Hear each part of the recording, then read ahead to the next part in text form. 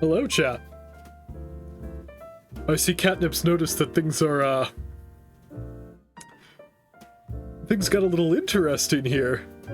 I got an interesting email from Twitch last week.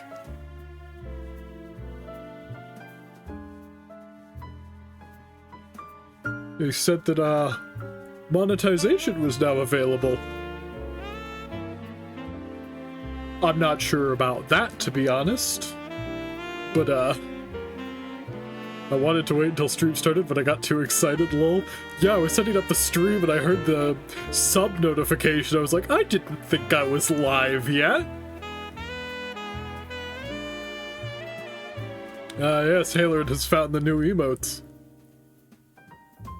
So has Catnip, but, you know. That's the default one.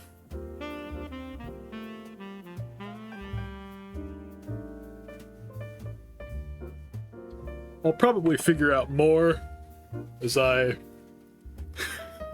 fiddle around with my little VTuber. I know I can make an animated one, so a little dancing mouse emote would be kinda... that'd be fun. I've been... that's another subscription and a hype train.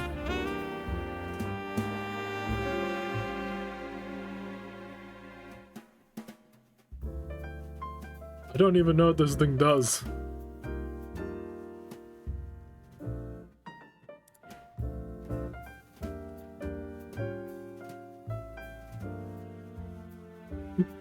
Twitch was very vague about the shit I unlocked, I'm gonna be honest.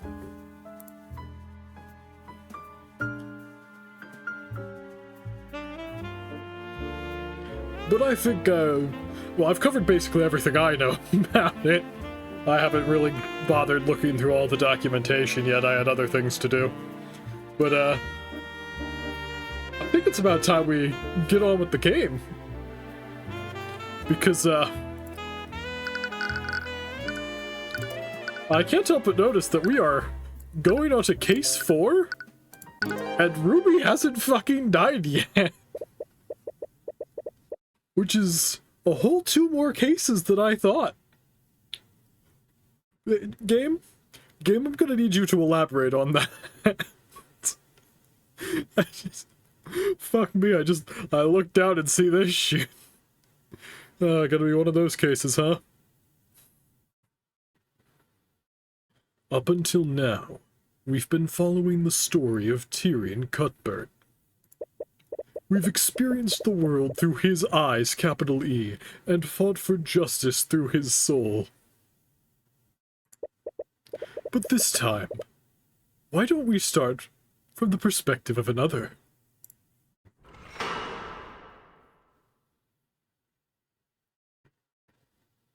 I've been worried that Ruby's gonna be a murderer for a while now.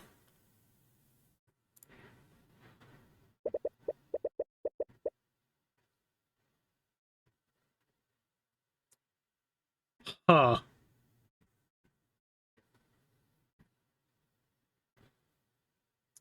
I can't believe Cuthbert read the client's mind without asking. It's starting to become a problem. He's becoming more and more reckless with each passing year. I wish Frey was still alive. She would know what to do. She made it look so effortless. And he loved her. Would he have listened to her if she was still here?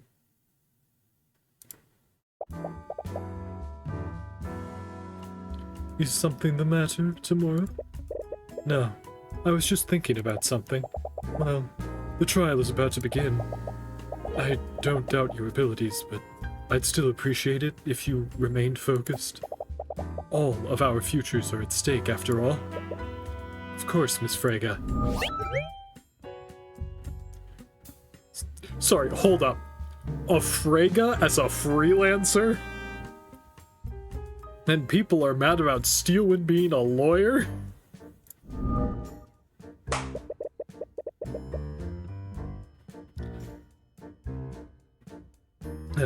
Beatrice takes in a deep breath before she claps her hands together.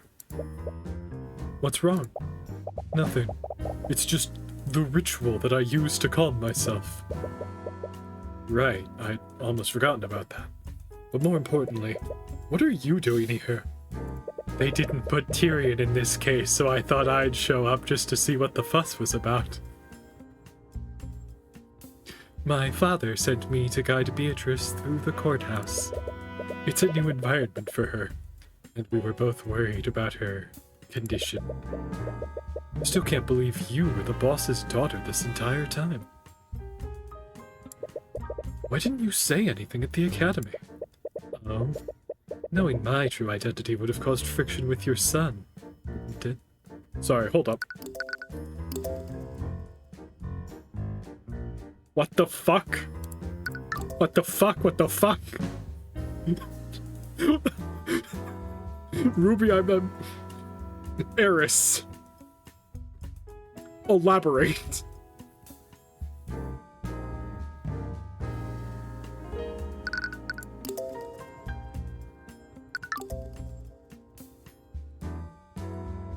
Catnip, I read that as boss as in crime boss, but, now I'm worried.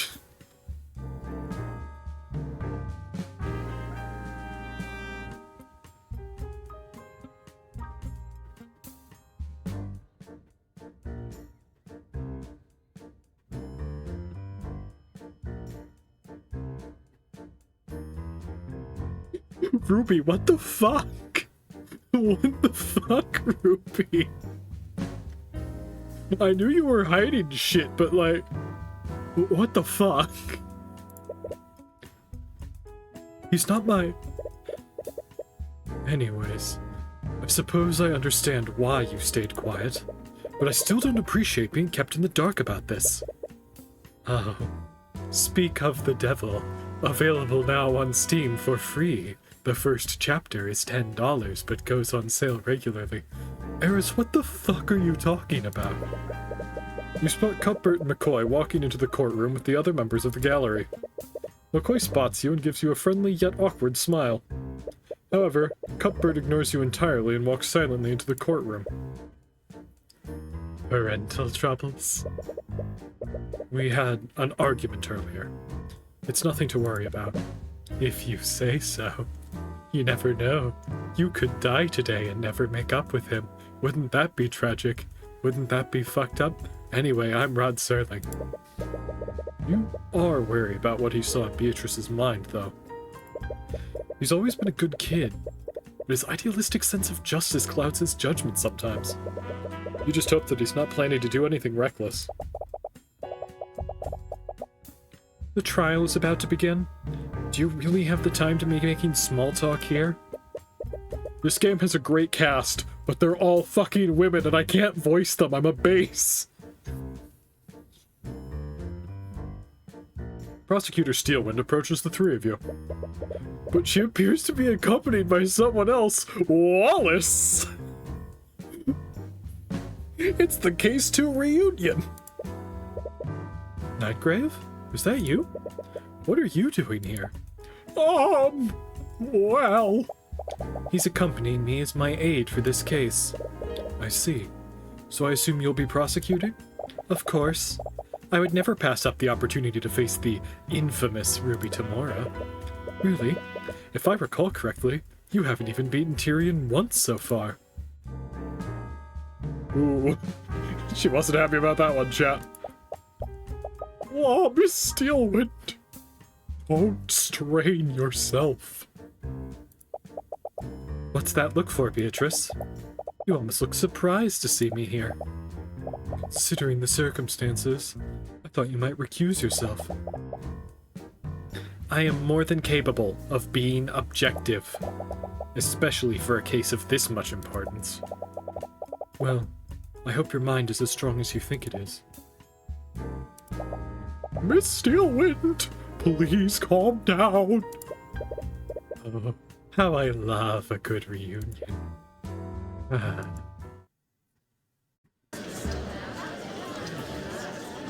I can't believe they gave Steelwind a dorky assistant.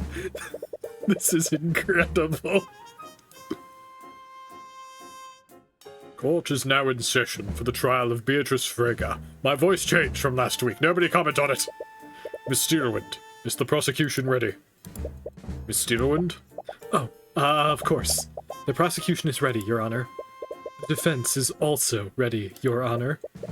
Something seems off about her today. Is her personal attachment to this case distracting her? Very well. Let's begin the proceedings. Prosecutor Steelwind, could you please list the charges? Your Honor, the defendant is charged with first-degree murder and grand theft. As many of you know, Beatrice Frege is the formerly missing daughter of the now-late William Frege. And the victim of the murder is William Frege himself. Yes, I'm well aware of that. The people of Wyverngard will certainly mourn the loss of House Frege's head. Please, the only people mourning him are the banking house's shareholders. But anyways, did you also say that the defendant is accused of grand theft? Yes, Your Honor. The crimes took place during the Lord's Ball, an event that was hosted in Frege Manor yesterday evening. The Haraldson Hall of History had a gallery display within the manor.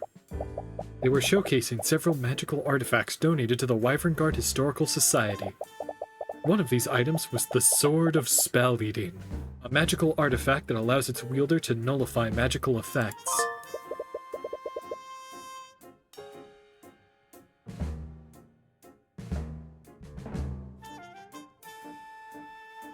The Frege family's dramatic, first the fake grades and now this. To be fair, they had no connection to the fake grades. That was someone trying to frame the Frege family. They're dramatic for other reasons.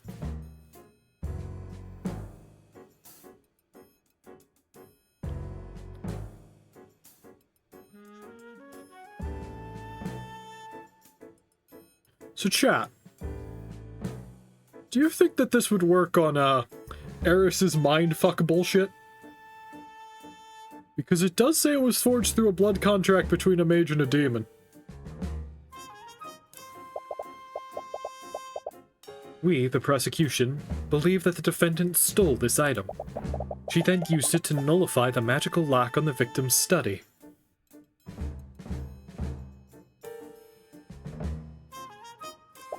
After breaking into the study, she attacked the victim and slashed his throat open using a letter opener. But not the sword. Why? Fuck you. Don't ask questions. He died of blood loss shortly after.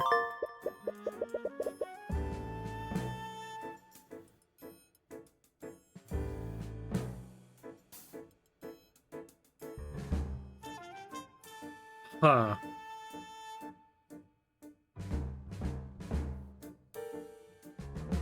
And back? Now that's interesting. How the hell did he get scratched on the face and back? I see. But what possible motive would the defendant have to murder her own father? William Frege and his daughter were not close. Saying that they had a strained relationship would be an understatement. In fact, 5 years prior to the murder, Beatrice abandoned and fled her home.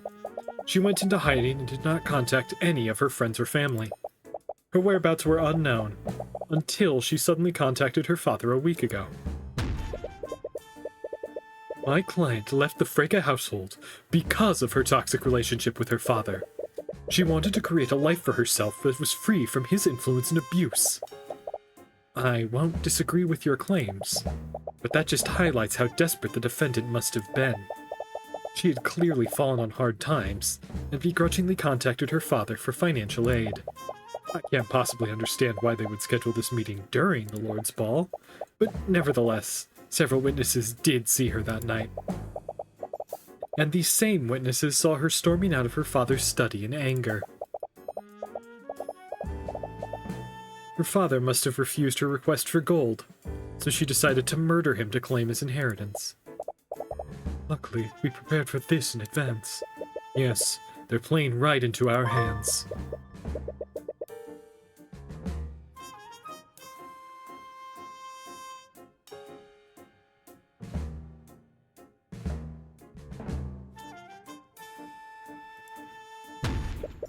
What you're saying is all conjecture, Steelwind. You don't have any evidence or testimony that confirms what they spoke about. Yes, I'm well aware that you and your client have refused to tell us what was discussed during that meeting. But as long as you both stay silent, my claims are plausible. Be honest, Steelwind. Do you seriously think that my client committed these crimes in spite of her condition? Condition? What do you mean by that, Miss Tamora? Why don't you tell him, Steelwind? Tell the court about my client's disability. Your Honor, Beatrice Frege is considered legally disabled. However, legally disabled? That's a convenient way of putting it, Steelwind. My client isn't just illegally disabled. She's completely blind. I thought so. I didn't think about it at first when I first saw the character, but when she mentioned that she had a condition, I immediately thought about how her eyes looked. Pull up her little, profile. Oh, hey, Miriam. I knew she was gonna come up again, but, like, it's her. Get the fuck out of my profiles. Get out of here. Go away.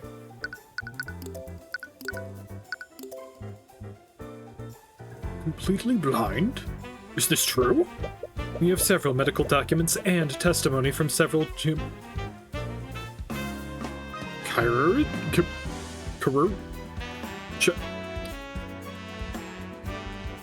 What? Have I seen this word before in my life?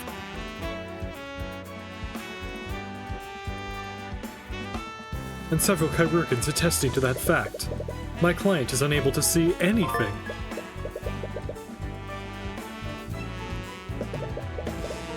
What is the meaning of this, Miss Steelwind? Do you expect me to believe that a blind woman performed any of the acts you're accusing her of? I'm glad you also see how ridiculous these claims are, Your Honor. If the court would just let me elaborate, Steelwind. The prosecution's first charge is grand theft. My client would have needed to break into a magically secured display case. Performing such an act would be a difficult task for anyone, much less my client. And the second charge is first-degree murder. My client would have needed to use the sword of spell leading on the lock leading to the victim's study.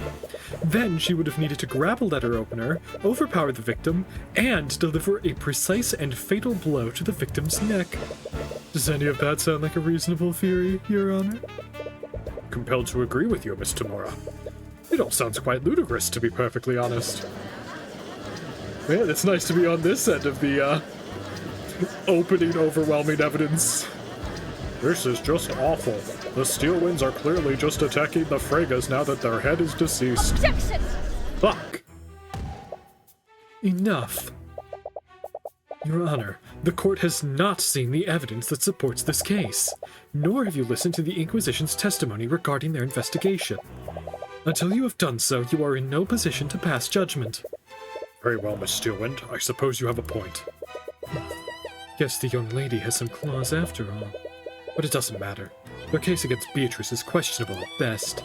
Frankly, it's surprising that Steelwind even went through with this. It's only a matter of time before the judge sees things your way. To begin, the prosecution would like to call Commander Orem White to the stand. Oh man, you're banking on Orem White's testimony? Oh, Steelwind, you are desperate. Commander White, please testify to the court about the Inquisition's findings. Right. We didn't want to cause panic after the sword was stolen, so we activated the manor's silent security system. It put an anti-magic field over the entire manor. We did a search of the house.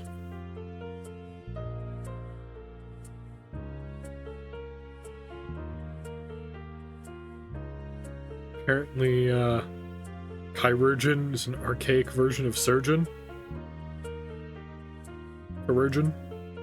Chirurgeon? I mean, like, I saw that it had the same jin at the end as surgeon, but it seemed like especially specific?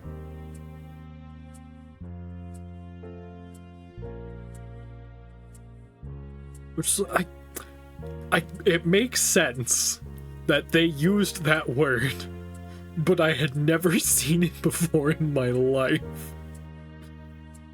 We did a search of the house. We found the soul and sword in the defendant's bedroom. It didn't look like she was going to run, and Crown Prince Aster told us to stand down, so we just kept a close eye on her. William Frege was in a bad mood that night, so he had already locked himself inside this study. Excuse me. But an hour later, we entered the study and found him lying dead in a pool of blood. The lock was still engaged, and no one teleported in. The perp must have temporarily disabled the lock using the Sword of Spell Eating. Or they crawled through the vents. Like Solid Snake. We have testimonies that say the defendant was seriously in debt. She must have murdered the victim to get a part of his inheritance. Your case against Beatrice is just as you predicted. And you already have a countermeasure to disprove the existence of any motive. All you have to do is present that to the court. She would not catnip, she was disinherited.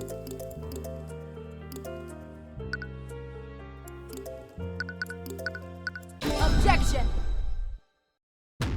Ooh, voiced objection from Ruby, that was fun. Your Honor, the prosecution's case against my client is riddled with holes, and the prosecution's proposed motive is the largest among them. What do you mean, Miss Tamura? Of all the elements in this case, the motive is the most believable. Your client would have had much to gain through her father's inheritance.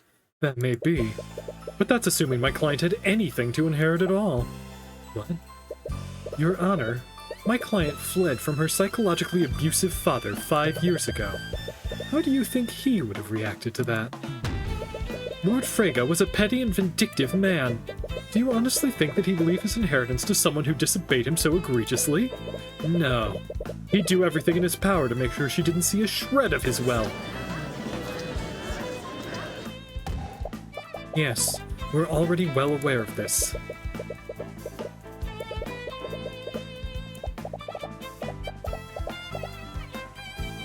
The moment she slams her cane down, you see her wince. But she does her best to... Sorry, I was distracted by the text instead of reading the text. But she quickly hides it and regains her composure. What's up with her?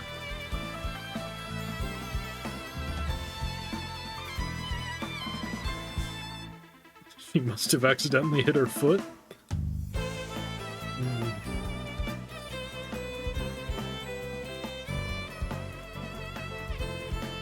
I don't know.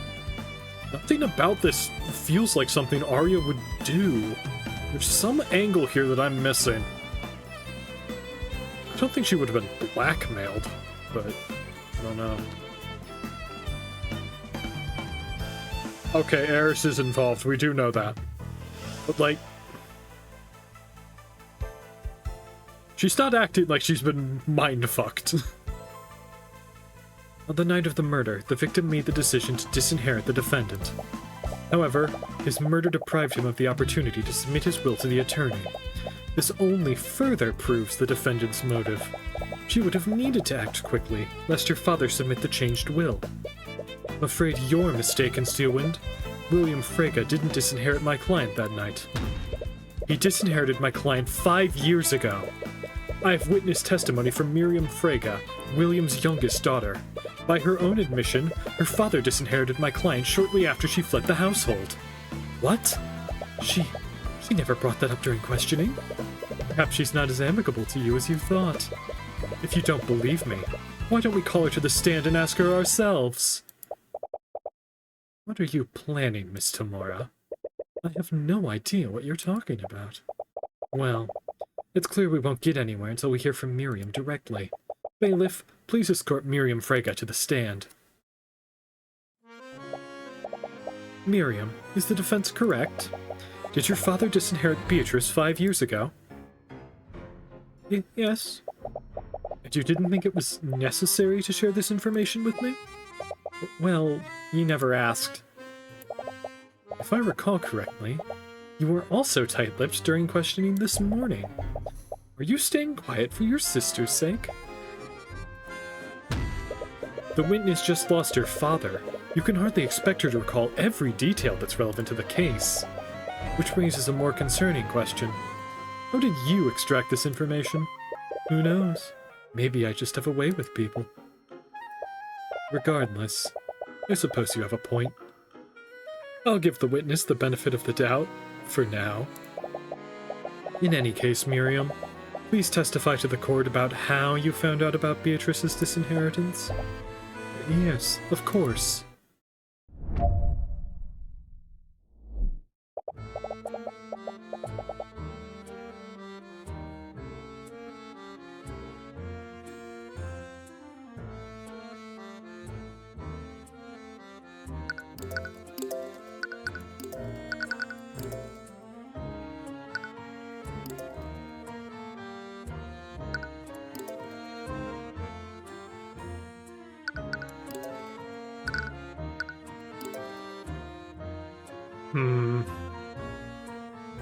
I'm starting to suspect that Tyrion isn't the only defense attorney with a magical eye. One day, we all woke up and discovered that Beatrice had fled from our home. She left a note for us, and in it she renounced her name and denounced my father. My father later called me and my sister into his study. He told us that he'd completely disowned Beatrice and removed any claim she had to the Frege estate. It was probably a threat to us in case we ever chose to go down the same path she did. He wanted to make an example out of her. This all happened 5 years ago. And are you sure this all happened 5 years ago? Yes. Even now I can remember everything clearly. I see. Her speech is getting slower. Is she deep in thought? Nightgrave seems extremely concerned for some reason. And Leif was still with you at this meeting? Yes, she was. However, Leif couldn't have possibly been there. Her words are getting more slurred. You also notice that her balance is slightly swaying. Hey, are you okay? Of course What? The Scaled Lord! Is that blood? Blood? Bailiff! Find anyone capable of casting healing magic! Escort them to the courtroom immediately!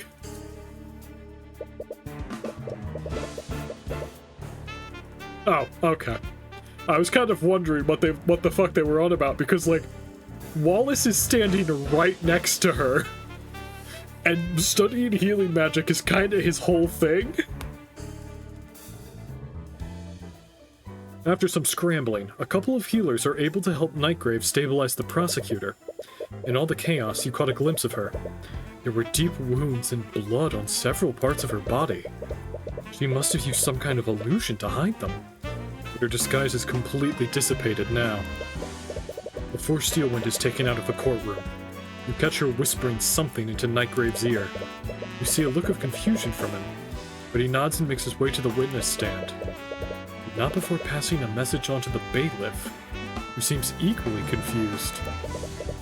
Just what the hell is going on? Mr. Nightgrave, explain yourself! What is going on? I was Miss Steelwind so gravely injured. I'm sorry, but I wasn't actually here as Miss Steelwind's aide. I was here as her healer. Her healer? The truth is, Miss Steelwind was violently attacked at noon today. She was in critical condition, but she insisted on prosecuting the case anyway. She said if Franziska could do it with a bullet wound, she could too. I didn't know what she meant. She was already delirious. I owed her a favor, and she asked me to channel my necromancy to keep her wounds closed during the trial. Scaled Lord, why didn't she just recuse herself? She must have known. If anyone else tried to prosecute Beatrice, you would have handily won the trial. Nevertheless, she showed up to prosecute because no one else would. She did it all despite the risk to her life? It almost makes you respect her a little. Almost. Anyways, is there any need to prolong this trial, Your Honor? What? Even you must acknowledge how weak the case against my client is. In addition to that, Miriam's testimony shows that my client had nothing to gain from her father's death. Mr. Mora, Miss Steelwood has been gravely injured, and you're still only concerned about... The only thing I'm concerned about is seeking justice for my client. Even so, we cannot move forward until we find another prosecutor. And how long do you think that will take, Your Honor? It's almost been 12 hours since the murder took place. That gives us what, 36 hours? After that, every magical trace of the crime scene will fully disappear. But there might be someone. If Steelwind had simply allowed another prosecutor to work this case, we wouldn't be in this position. She took a risk, and now she has to pay the price. Wouldn't you agree, Your Honor? You're not exactly proud of winning this way. This is what it takes to win. But you won't let an opportunity like this pass you by. The judge is clearly unhappy with this turn of events, but it's out of his hands now. Well, due to today's unprecedented events, I suppose I have no choice. The most unrealistic part of this is a lawyer being taken seriously while wearing a cape. I'd like to point out that Tyrion wears just a normal-ass tuxedo. Everyone else dresses in fantasy clothing except Tyrion, who has a normal-ass tuxedo. And this is never commented on. Also, Tim, guess what? Emotes! And the judge? Yeah, but like, the judge at least has like a fantasy judge outfit. I'm not even an affiliate, they just gave me emotes. I don't know why. I'm pretty sure it's because I hit 49 followers, but I haven't gotten any of the like, we'll send you the affiliate thing as soon as you qualify thing that they said they would do, so like, whatever.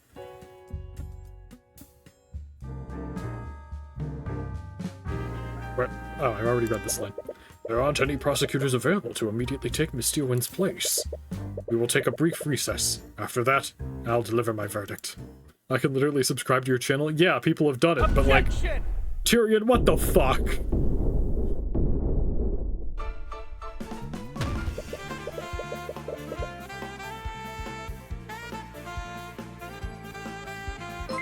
Hooray! I've got 3 whole subscriber.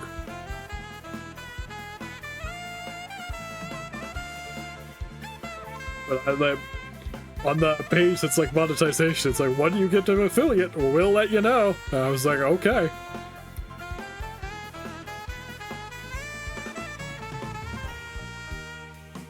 I mean, I wasn't really sure where this was gonna go. I'll be honest. Oh. Oh. That was the argument they had. Tyrion read the defendant's mind. He knows she did it. And he argued with Miss Tamora about it.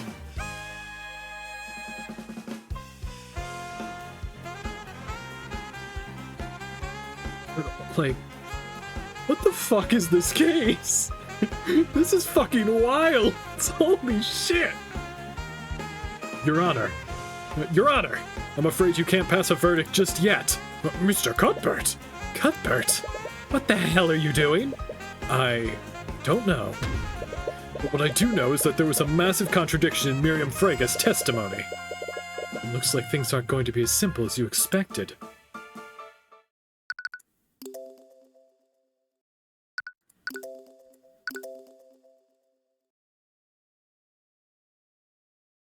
They were about to bring up someone named Leif who couldn't have been around 5 years ago.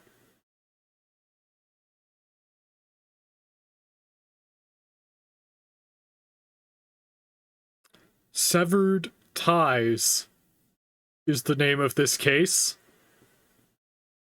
I think I've got an inkling of what that might mean.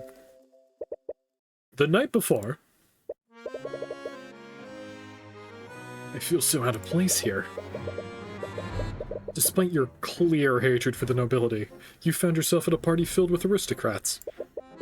You hardly recognize anyone, but many of the people here clearly recognize you. You're used to receiving dirty looks from the upper class, but you can literally feel everyone's disdain for you.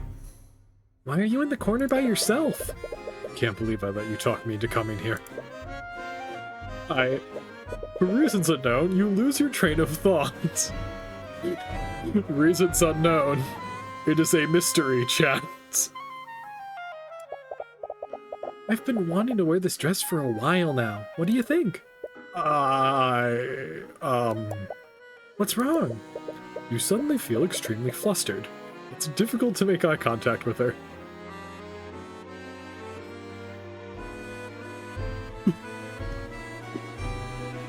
Why is my chat filled with simps?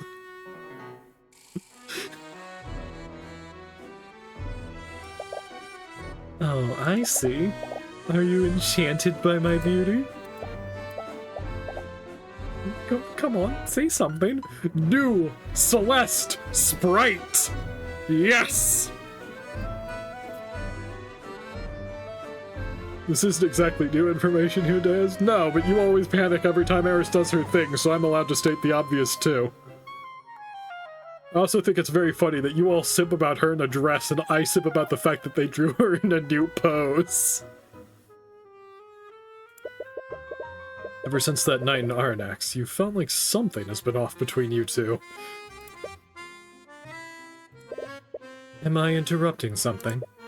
Miss Tamora, I wanted to check in on you two before we went to meet with Lord Freyga. You spot a woman fall silent. You fuck. Take 3. You spot a woman silently following behind her. Is she the client that Miss Tamora is representing? You're pretty sure this is your first time meeting her. She still looks familiar for some reason. Hi, I'm Tyrion Cuthbert. I'm Miss Tamora's ward. You extend out your hand to shake hers. She has an aristocratic air to her, so you hope you're not being too informal. Instead of taking your hand, she claps her hands together and takes a deep breath. What? Oh, sorry, I didn't mean to do that. It's a bit of a habit of mine. Oh? Nevertheless, she finally shakes your hand. Does this bitch have echolocation? Is that why she keeps clapping?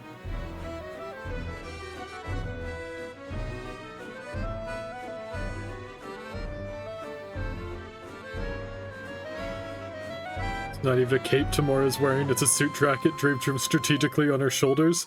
Ah, yes, the Yu-Gi-Oh! Protagonist style of dress.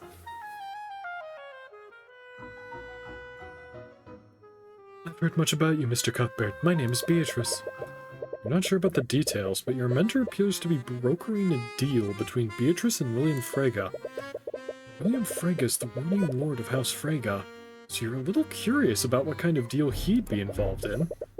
But you've learned not to pry into your mentor's business. Anyways, we'll probably be gone for a while.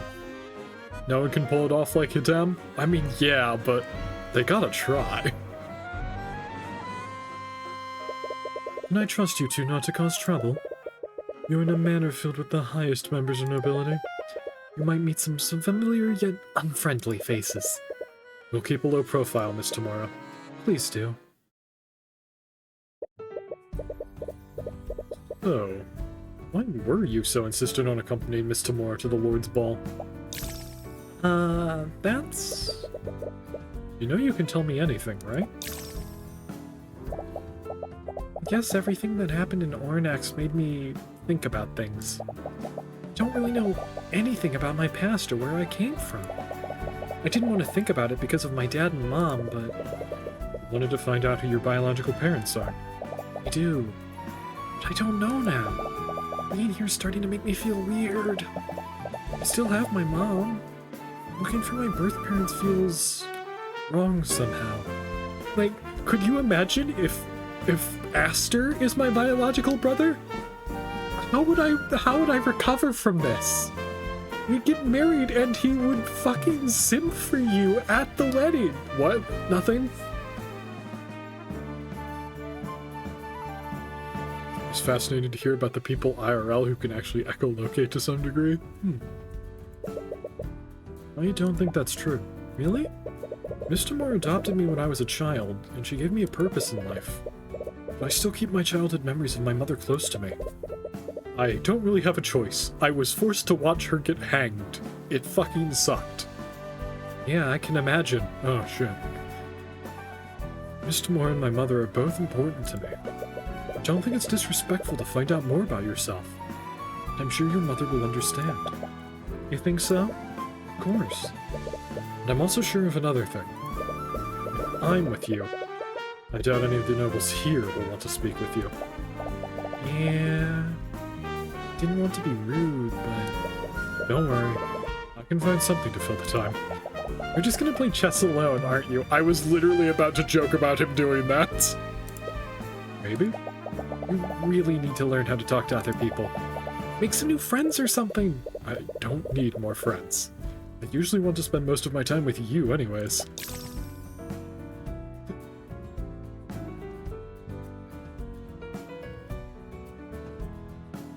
Tyrion, you dense motherfucker. Anyways, I'm gonna go try to talk to some people. Yeah, I'll see you later. Celeste leaves to mingle with some of the other partygoers. You find yourself with very little to do, and you doubt anyone would want to engage in small talk from the likes of you. Your hand instinctively goes to your satchel. It contains your foldable chessboard. It's not as if I have anything better to do. You try to find an empty table to play on. Oh, I can leave. I was fucking joking about that. Several gold-tinted chandeliers hang from the ceiling of the ballroom.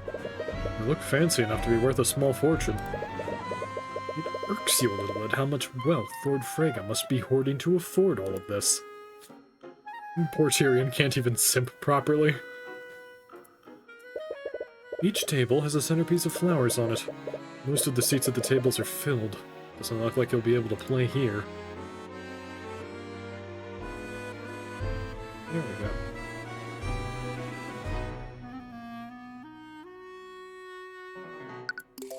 Well, time to make like a wallflower and fuck off. This place looks pretty quiet, but there aren't any tables anywhere. Well, I could play on the floor. What the? While walking through the hallways, you suddenly find yourself face to face with a large wolf. Challenge the wolf to chess! Immediately upon seeing you, the wolf quickly gallops away.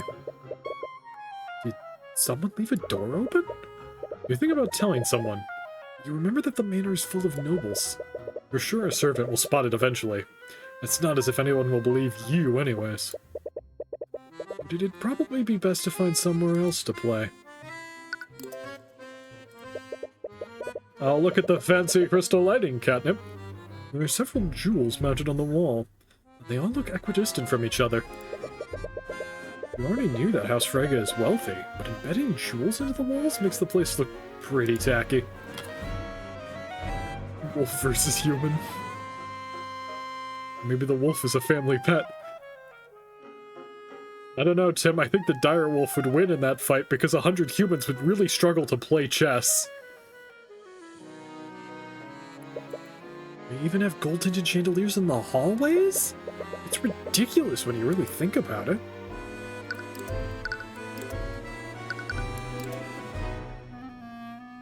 Oh, this is good. This is good, chat. This is great, in fact, chat.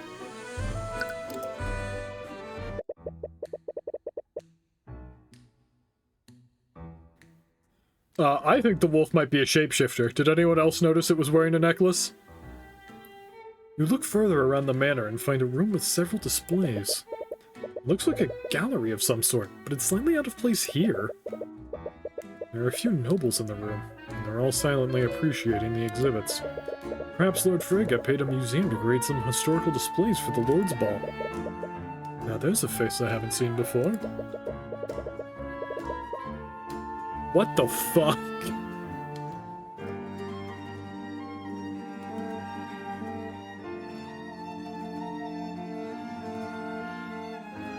I'm trying to... I paused for a moment to try and figure out how to voice this guy. And I don't have the slightest fucking idea.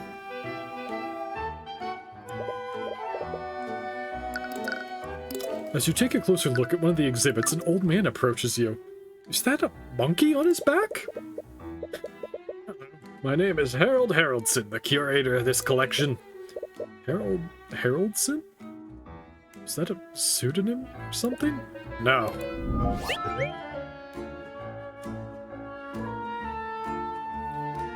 No, he doesn't have get off my lawn vibes.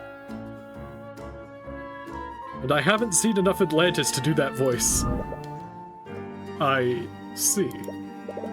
Wait, he's a museum curator. He must be extremely knowledgeable about Wyvernguard's history. I wonder, would you happen to know anything about the ancient dragons? Like the scaled Lord Rathalion. There are many pieces in this gallery, and some of them were items that were wielded by the 7 heroes of Wyvernguard.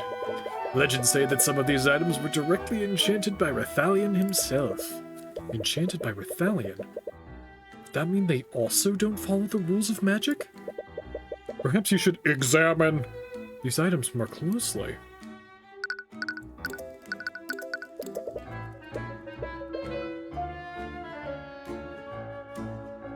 I had to try it, but I love this pose.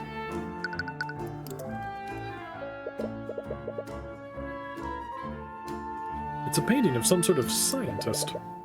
The man is Dr. Luke Cuthbert. What? I'm not even gonna try. I've tried once.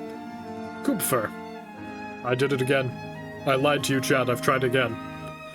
He was an alchemist and inventor from one of the branch families. He is well known for his studies into imbuing intelligence into automatons. Intelligent automatons? Would that make them similar to arcane constructs? Yes, actually.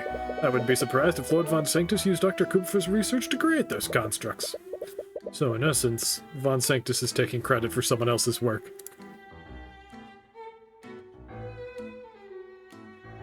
Von Sanctus is the Elon Musk of Wyvernguard. It's a painting of a researcher. That is Professor Matt Furtland. He was a professor of some renown. He was a researcher of combinatorial magic theory. What's that? I don't have the slightest fucking idea. It's the study of how different types of magics interact with each other. He famously ran an experiment on what would happen if 2 anti-magic fields overlapped with each other. That's actually pretty interesting. What were the results of the experiment? Well, they had mages enter the space where the 2 fields overlapped. Turns out those mages were able to use their magic in that space. Wait, how would that be possible? They would have had 2 anti-magic fields affecting them. When the 2 fields overlapped, they canceled each other out. I've heard that it's akin to multiplying 2 negative numbers together.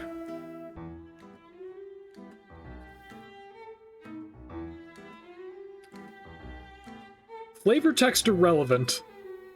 I didn't get evidence about it. It feels relevant. Also, I noticed something. It doesn't say his age.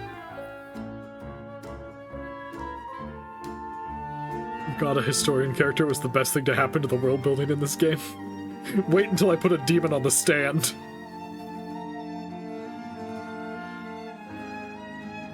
Age unknown, but arcane art transmutation. Interesting. Actually, let's talk to this guy before I start looking around. What's a historian doing at the Lord's Ball, Mr. Haraldson? Harold. Right, Harold. Anyways, Lord Frigga invites my museum to set up some of the displays here every year. He must think it adds a semblance of culture, the fool. You own a museum? Yeah. It's the Haraldson Hall of History, located in the city of Homhearth. That's a mouthful. Unfortunately, I don't think his guests appreciate the historical significance of these items. Honestly, I think you're the only person in years who's taken a meaningful interest in them. Oh shit. Small monkey. Sorry, but I really have to ask. Is that a monkey riding on your back? The investigations for it is gonna make my heart give out. It's too cute. The monkey is an important research assistant. He has a bow tie. Yes, this is my familiar Eugene. Your familiar? A familiar is a creature that a mage has formed a magical bond with. With that bond, our souls are forever connected. A tale of swords and souls forever retold. I can communicate with him telepathically. I can even cast my spells through him if I wanted to. Really? I never knew a spell like that existed. It's quite rare. Very few mages take the time to learn how to cast it.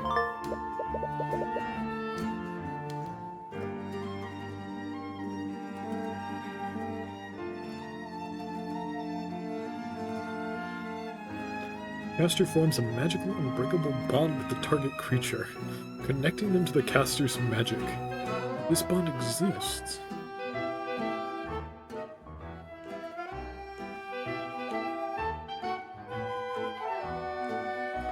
Yep, I saw it too, Halloran.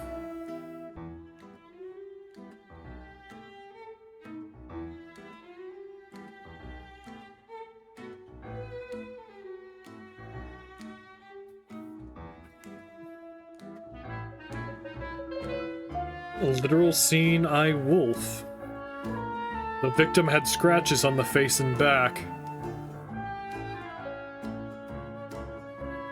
Don't think things are looking very good for the client.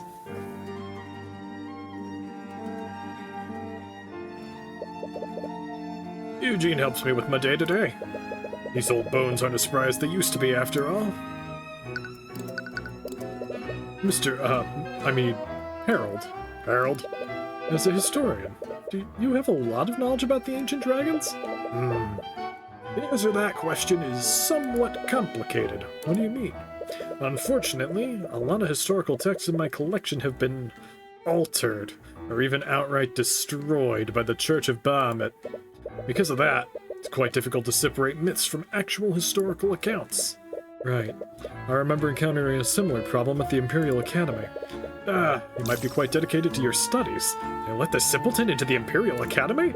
Rude? You suppose that can't be helped. I had to fight the church for a long time before I could even display dragon bones in my museum.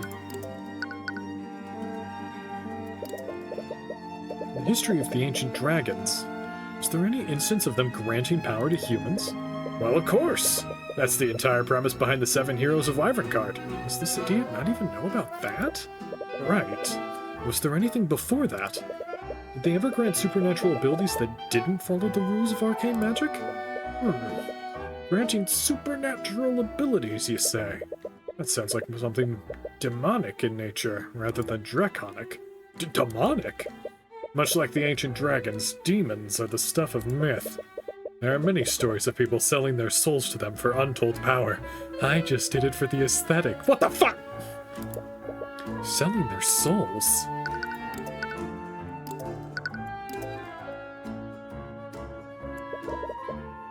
It's a pair of golden earrings. There are small jewels embedded into each of them. These are the earrings of vitality. It's said that the Scaled Lord imbued a portion of his immortality into these. Legends say that whoever wore them would have their lifespan increased tenfold. The Scaled Lord could do things like that? Of course! He is the Scaled Lord, after all. Oh, I don't like that that's evidence.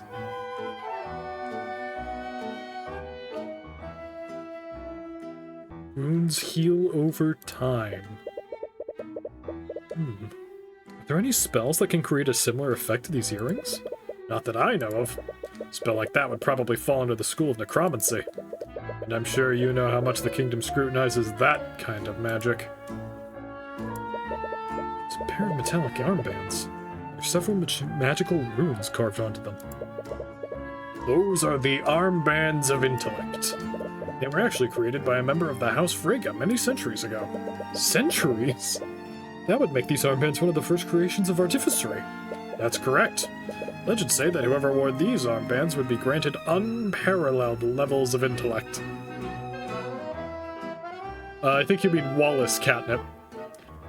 But yeah, he probably would. Many believed that House Frege created these to aid them in their study of magic.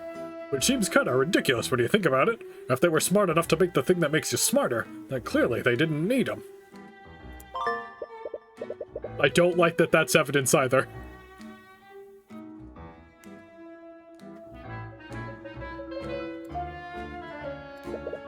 It's a crimson-red short sword. That's the sword of spell eating. Legends say it has the power to protect its wielder from any kind of magic.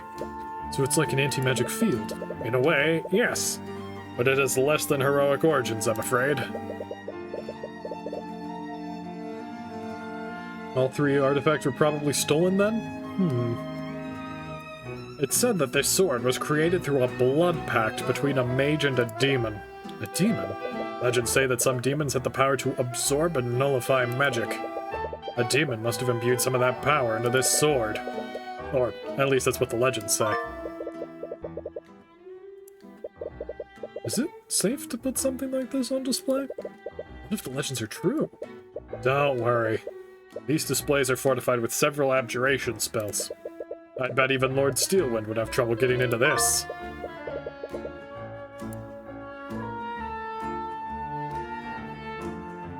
Harold, what is it? Do you think the sort of spell eating is spell eating the spells that are protecting it from being stolen? Oh, son of a bitch! You recall the note that your mother left for you before she was executed? Use my eyes. Peer beyond the divine gate, as I once did. She told you to use her eyes. Did your mother make a deal with a demon to give you the eyes of Horus? Is something wrong? This simpleton is far too superstitious. No, nothing's wrong. It's a bit much to take in, but you might just be overthinking this. There haven't been any recording sightings of demons in recent history. There are only second-hand stories and superstitions. The eyes of Horus can't possibly be demonic, can it?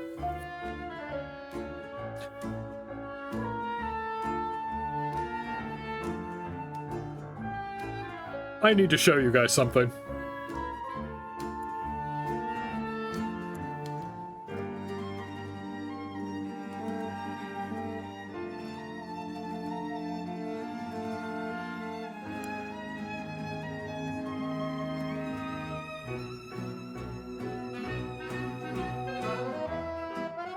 I'm hoping this one works. Well, sort of. OBS, what the hell are you doing?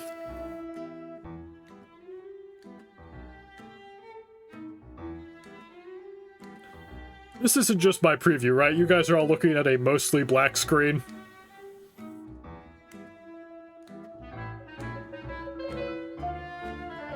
Okay, cool. Just checking in. You see those feathers there by the word Cuthbert? Those are Tyrion's angel wings that appear in the banner on the Steam library page.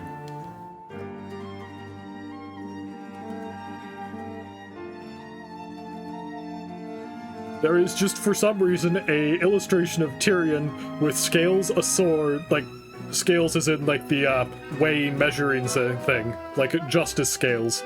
A sword, and angel wings. That is the banner they chose to use.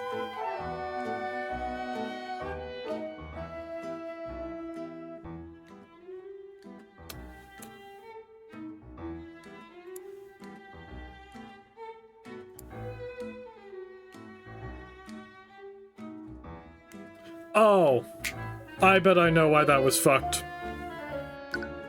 That's a pain in my ass, I'll have to fix that later.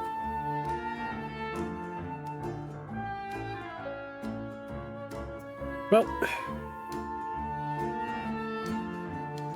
Oh wait, if I know why that was fucked...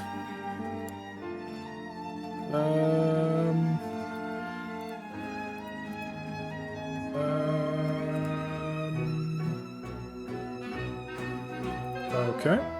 That was not why that was fucked. I was wrong. Well.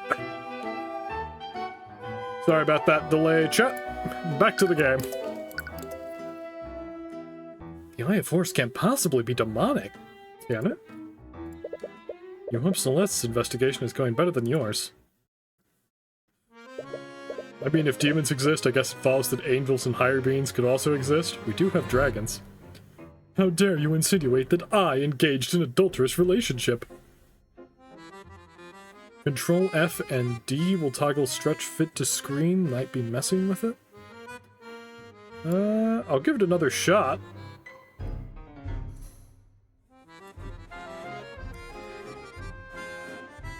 Yeah, it's not...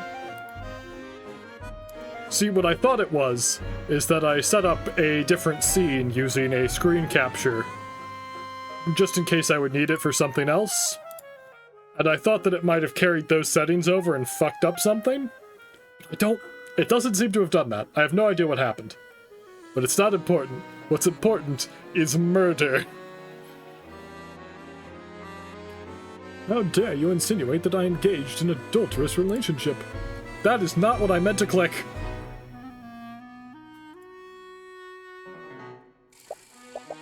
That's not what I... Enough.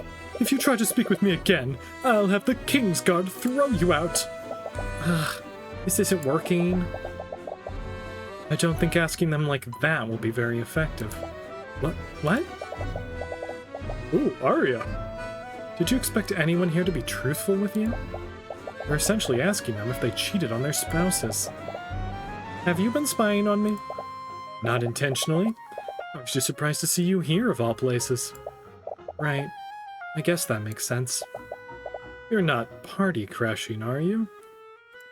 Of course not. I came here with Ruby and Tyrion. That honestly raises more questions than answers. But I'll take your word for it. Anyways, you're looking for your birth parents, aren't you? Was I being that obvious? It's the only reason I could think of. Why else would you be trying to speak with members of the nobility? I don't know if it's any of my business, but think hard about whether this is truly what you want. Getting entangled in the aristocracy will only bring you misery. I've read your file. You have everything you could ever want. You have your mother and your friends. You even have a lover. What? You're in a relationship with Mr. Cuthbert, are you not? No. Tyrion's not my... Really? From the way you two behave around one another, I just assumed. Fuck. Arya just casually being like, and you and Tyrion are fucking is just so good.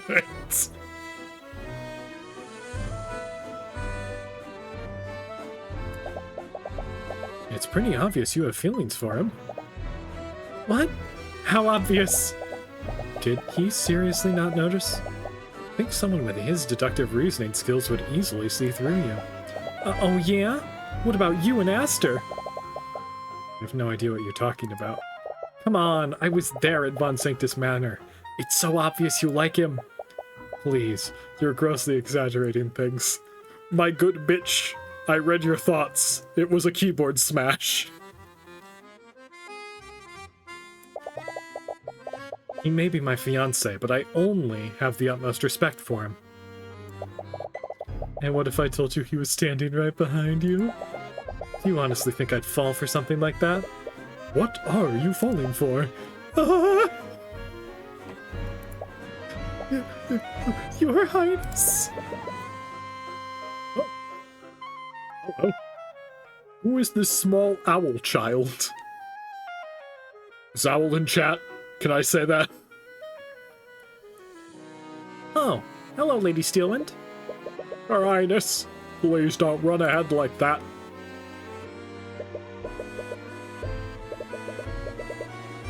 Owl is not, in fact, in chat. Alright. That child was a fucking owl child.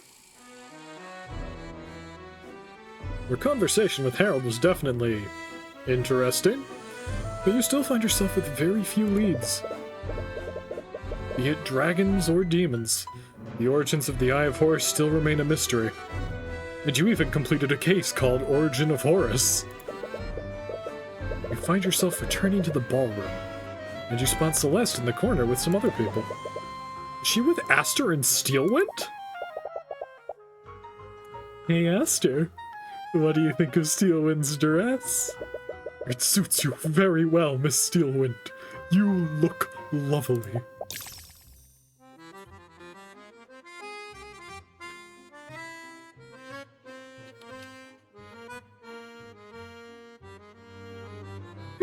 They did it again!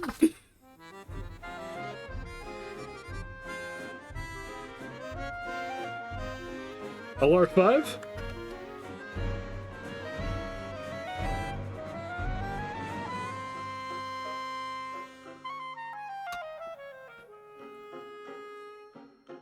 I love that Arya is the only person we have seen keyboard smashing when she's around Aster. Steelwind is so good. I love her. She's so well written. Grouse. That's true, so all of the cast. This is a very good cast. As you approach the group, you're stopped by a knight from the Kingsguard. He stares you down. What? Repario Arcane. That was the incantation for detect magic. The knight stares you up and down. Celeste hasn't cast any spells on you lately, so he shouldn't be able to see any traces of magic. Oh, Mr. Cuthbert! What was that all about? My apologies. They were making sure you weren't disguising yourself with an illusion. The Kingsguard are charged with keeping us safe. They must take every precaution to protect us. Oh? And who might you be? Do not speak so familiarly with me, peasant! Alaric, don't speak to him like that! Why shouldn't I speak to him as I please? I am Prince Alaric de Wyverngard VI. I will not demote myself by showing courtesy to a commoner! Doesn't he mean to mean?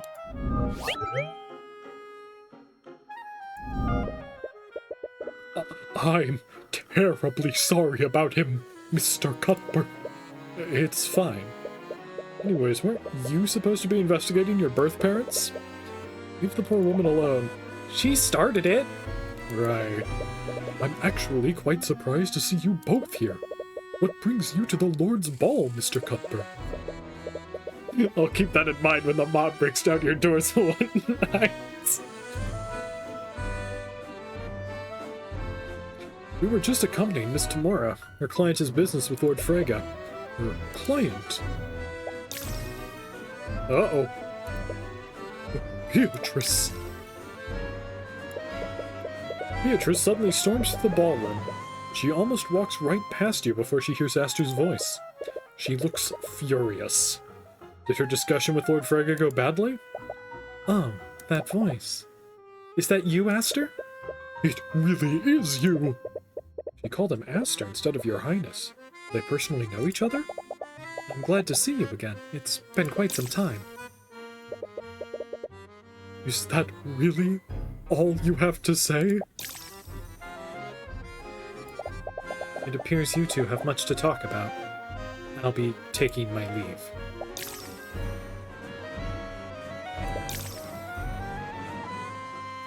So Beatrice is definitely Aster's ex? I'm getting that vibe, yeah. There's a bit of tension in the air. Celeste, we should probably get going too. Yeah. Wow. That was awkward. Hailerin predicting the dialogue. Yeah. Wonder how those two know each other. She's working with Miss Tamora, but she somehow knows Lord Frege and the Crown Prince. Just who is she? Well, you suppose it's none of your business. Anyways, how did your investigation go? I got nothing. I think all I did was make a bunch of the nobles mad. Sorry. I know you really wanted answers. But I'm sure something will come up. You think so? It might be a little irresponsible to give her hope like this. The noble abandoned her at a tavern in a rundown village. You doubt someone like that would make themselves easy to find. Anyways, I don't want this night to be a total loss. Come on, dance with me! I knew that was coming. I knew that was coming. The strategy Celeste should have employed was to ask other nobles for gossip about other families, lol. That would have worked, but alas, she is but a humble mercenary. She is good at beating the shit out of things. She is not as good in social situations. Well, she's not as good as politically complicated social situations, I think would be a better way of putting it. What? That's not really something I... Don't be like that. How often do we get to go to a party like this? She is also really good at learning magic. She is that. Before you have a chance to object, she grabs your hand and starts dragging you to the middle of the room. As the background music changed, oh, you are fucked. You receive a few dirty looks from the aristocrats nearby. Celeste, people are staring at us. Who cares what they think? They're nobles. They're gonna hate us no matter what we do. He takes hold of your other hand and begins to pull you into a waltz. He looks so distressed. I don't even know how to dance. I've never done this before. It's easy. Just stop being so awkward about it. It's easy for her to say. All right, just tell me what I need to do. Well, first, you need to be closer to me. With one swift motion, she pulls your body closer to hers.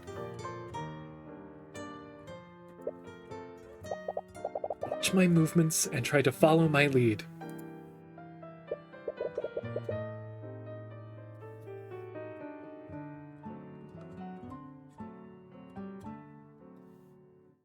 Tim?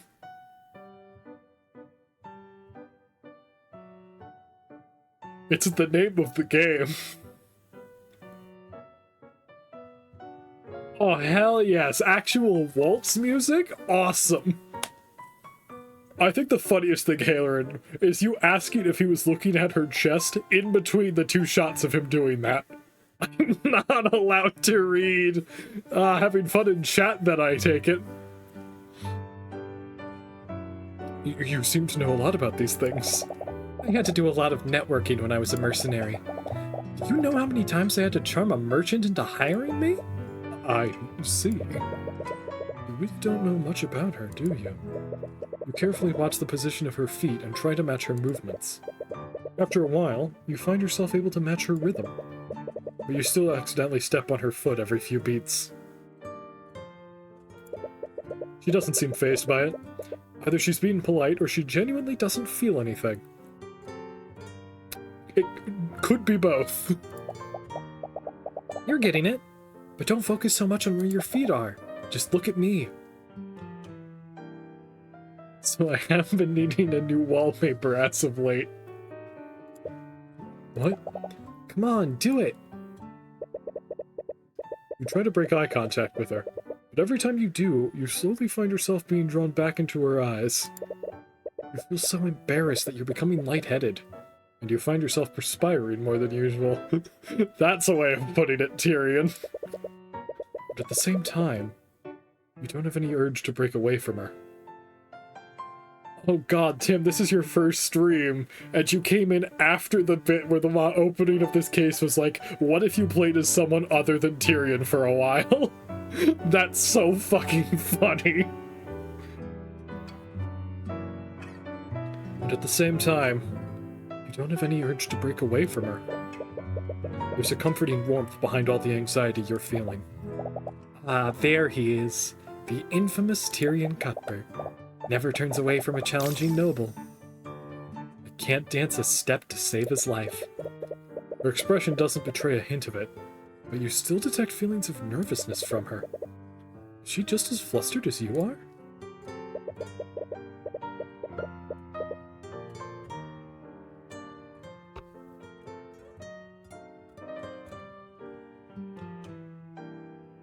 So, Catnip, how are you gonna go, scrawling for these stills without any of the text? You find yourself relaxing a bit more, and you're somehow able to continue matching your movements. See, there you go. Although, what is it? You know the man is supposed to lead, right? Maybe I don't subscribe to gender stereotypes. Or, maybe you just suck at this. It's been a while since you felt this calm. There's always been something that you needed to prepare for. A client that needed saving, a culprit that needed catching. You're quite content with this one brief moment you're able to spend with her.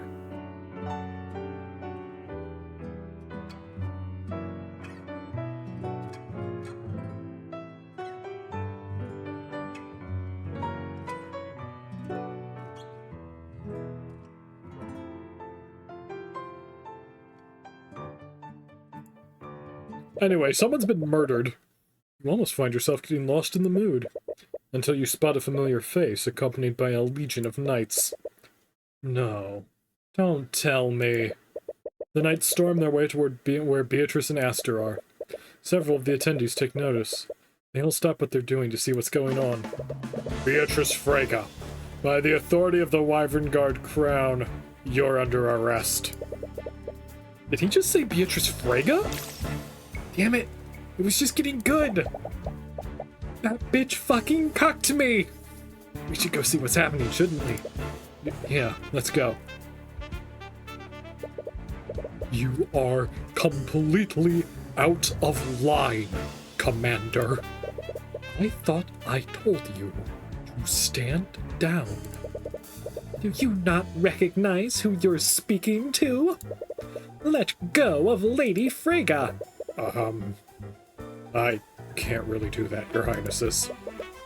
Master, what's going on? It's Lord Freyga. He was found murdered in his study, and these cretins think that Beatrice is behind it somehow. Sorry, Your Highness, but my orders came straight from Steelwind. Lady Steelwind sent you? Beatrice takes in a deep breath and claps her hands together. I should go with them. What? No! My brother is right for once. They have no right to... Goddamn, Catnip, that was fast. Don't want to cause friction between you and Arya. She's always been meticulous. I'm sure she's just being careful. I'm sure I'll be exonerated once they've thoroughly investigated what happened. Okay. Only if that's what you truly want. What?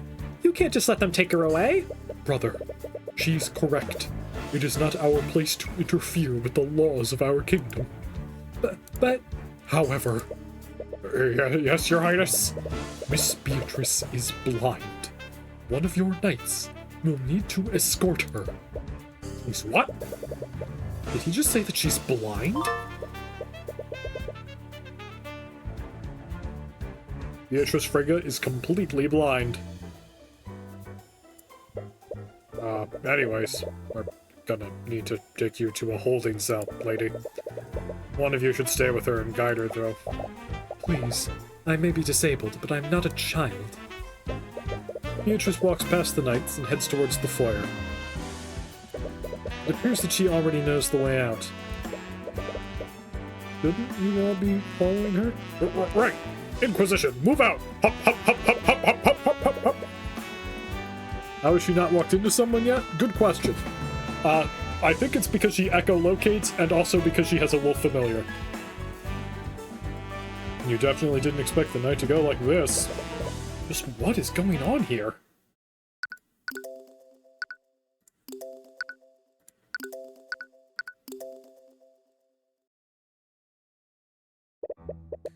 I can't believe they kept us here until noon. Lord's ball was already running well into the night, even before the murder occurred. You'd like nothing more than to catch up on your lost sleep. But you made a promise to Aster.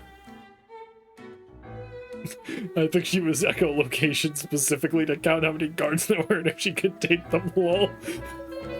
Beatrice googling how many guys can one guy take.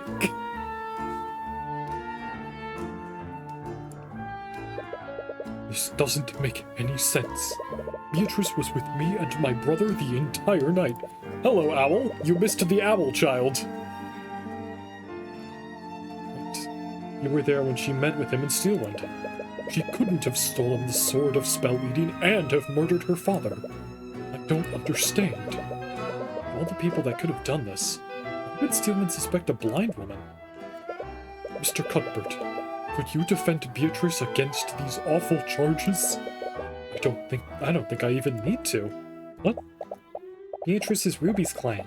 I'm sure that she'll be the one defending her. Well, that certainly puts my mind at ease. Holy shit, Aster just lied to me. What's wrong? I don't know if I'm asking too much. But could you still investigate the crime scene for me, Mr. Cuthbert? What? We just said that Miss Tamura will... I know, and I don't doubt her abilities. But Beatrice is a dear friend of mine. I'd like every chance for her to be found innocent. I said that she was a dear friend. They must know each other since she's a Freyga. But why would Miss Tamura, of all people, represent a member of a noble house? There's still a lot of things you don't know about her. Of course, I'll also compensate you for your services. Owl Child, you have found him! Consider yourself blessed. A commoner like you could only dream of a job like this. Lyric. The tiny prince has a point, though. A payment from the crown prince does sound tempting. I can't believe this. Celeste returns to the ballroom. She's changed back into her normal clothes. What's wrong? The people in the coat room said that they couldn't find my sword. They told me that someone must have stolen it. What?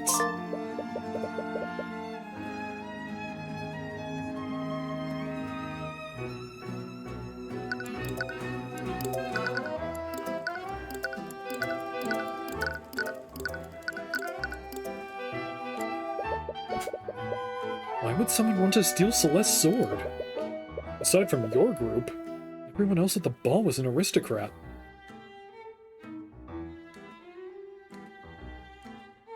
Oh, that's rough, Owl. Ooh, you know what that means?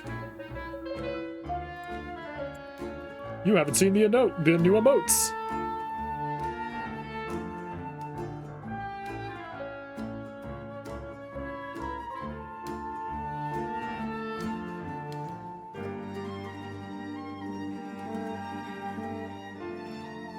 Oh, of course there are Steam screenshots of that moment. I should have known, Catnip. Thanks, Owl.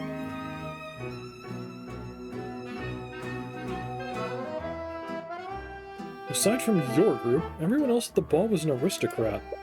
You do recall her saying that it was forged in the Eastern Kingdoms. Someone might have stolen it because of its rarity.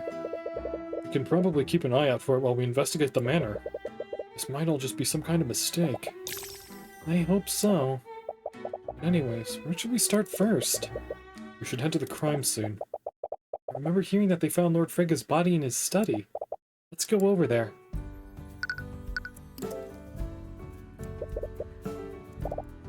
To be honest, it looks kind of tacky. Their notion of aesthetics must fly over the heads of peasants like us. The chandeliers look fancy enough to be worth a small fortune. The banking houses are loaded, aren't they? Repario Arcanum!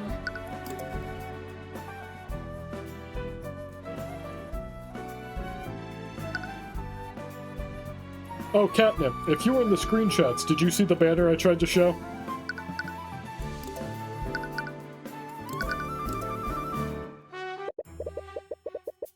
You arrive at the crime scene and see the usual swarm of Inquisition knights. However, you also spot some members of the King's Guard. They must be working together since the victim is from one of the Pillar families. I wasn't expecting to see you here, Mr. Cuthbert. What the fuck do you mean, Arya? You knew we were here! I see you've also changed into your normal clothes. I thought Ruby Tomorrow was defending this case. Prosecutor Steelwind approaches you as you enter the study, and she's followed by an unexpected yet familiar fate. Fuck, fuck, fuck, fuck, fuck, fuck. God damn it. I wasn't paying attention. They mentioned noon again, and I wasn't paying attention. Shit!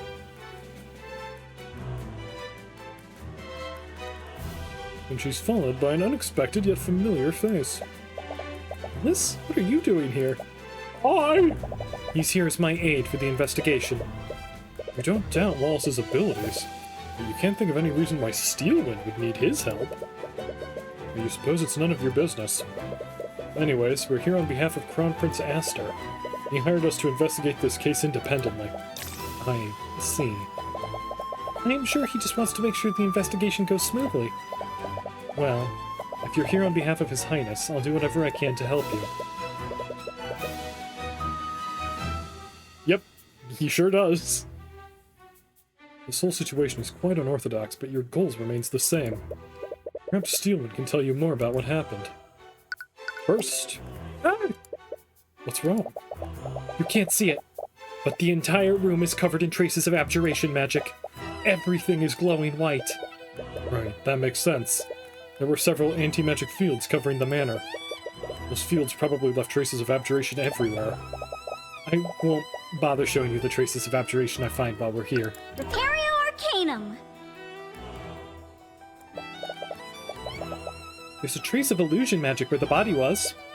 The assailant must have used some kind of magical disguise. Or they turned themselves invisible.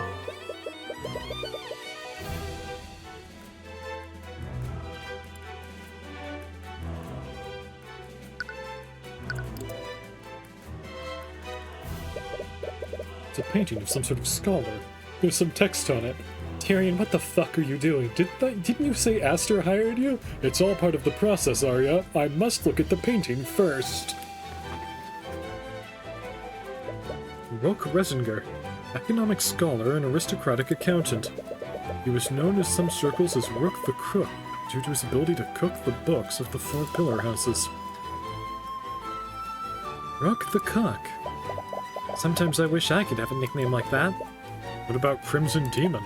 Ugh, not that one. Yes! I can investigate another chandelier! Big surprise, another chandelier.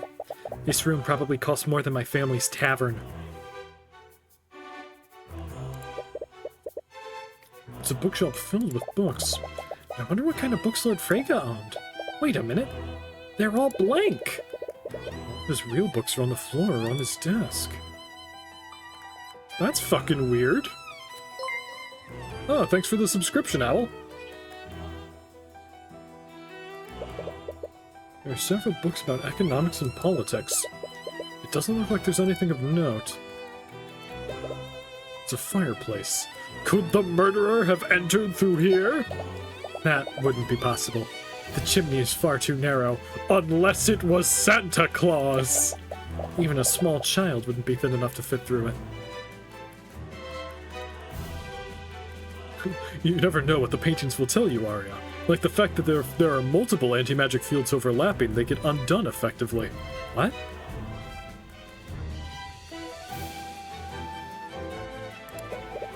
There's a window that leads into this room.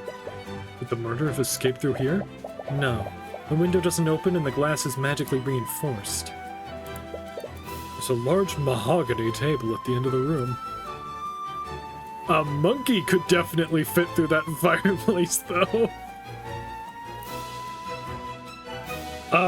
During the party, when he was getting murdered, Tyrion wandered off into the art gallery and looked at a painting of a guy who was doing, like, magic experiments. And he was like, yeah, this guy put two anti-magic fields together to see what would happen, and it turns out they cancel each other out.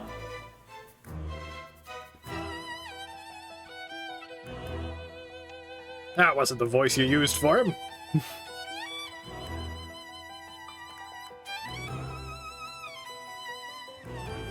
We have not mentioned that catnip. Owl is going to have a very interesting time with this case. Lord Freyga must have done his work here. Okay, anything else? Plant? Nope, can't look at the plant. Alright, fine. There's a pool of blood and a chalk outline where the body must have been. Well, that was useless. What can you tell me about the murder? William Freyga was found dead in this room after the lockdown was lifted. Wait, lockdown? What lockdown? From what we can tell, his throat had been slashed open with a letter opener. The cause of death was blood loss. Both of his carotid arteries were severed.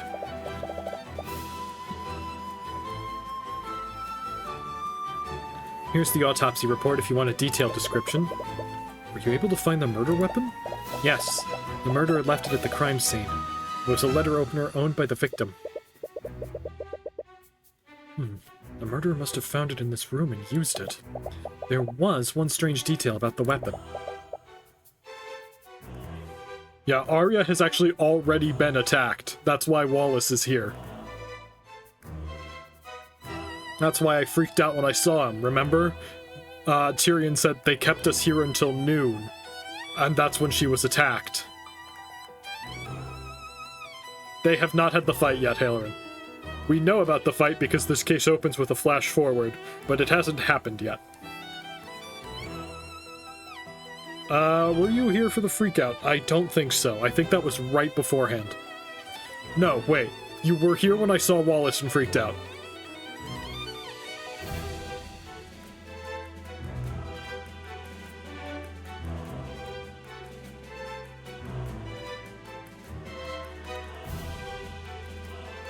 So you were here for that. You were not here for me freaking out about,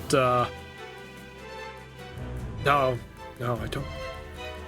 I've bamboozled myself. I did not freak out about the noon thing because I fucking forgot. It wasn't until I saw Wallace that I realized something was up. The handle was completely shattered. I'm not sure what to make of that detail, but it's as if something crushed the handle using tremendous force.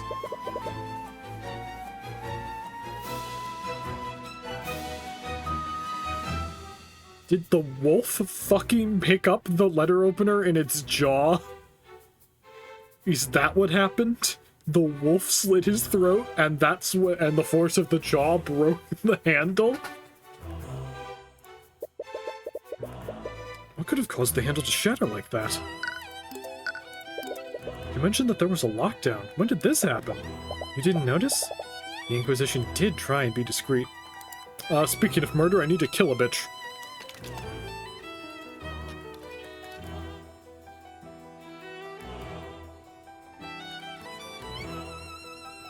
Hooray!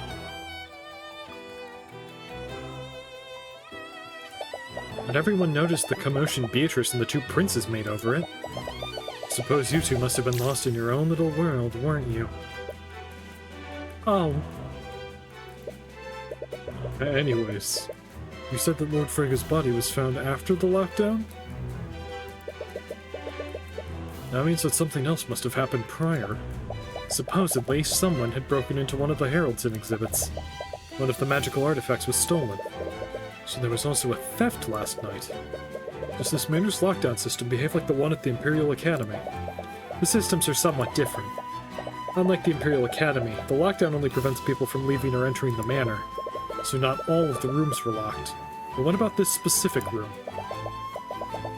This room does have abjuration wards that lock the door and prevent teleportation in and out of it. And in addition to that, the system placed an anti-magic field over the manor. I feel like... I feel like your anti-magic field would ruin your magical defenses, I'm going to be honest.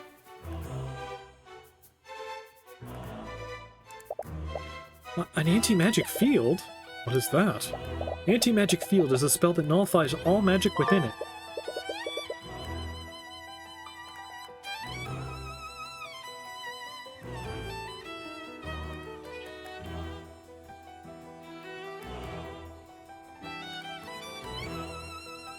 "10-foot radius. And the system somehow covered the entire manor in this effect? If you've noticed, there are several purple crystals embedded in the walls of the manor. Each of those crystals produced an anti-magic field during the lockdown. Oh, that'd do it.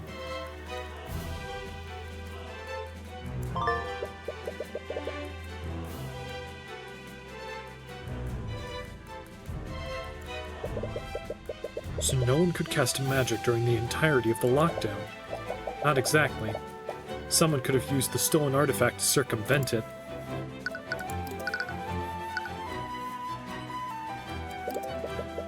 That one makes more sense, but mine is funnier. You mentioned that someone could have used the stolen artifact to get past the anti-magic field. What artifact was it? It was the Sword of Spell Eating. That was the demon-forged item that could supposedly nullify magic.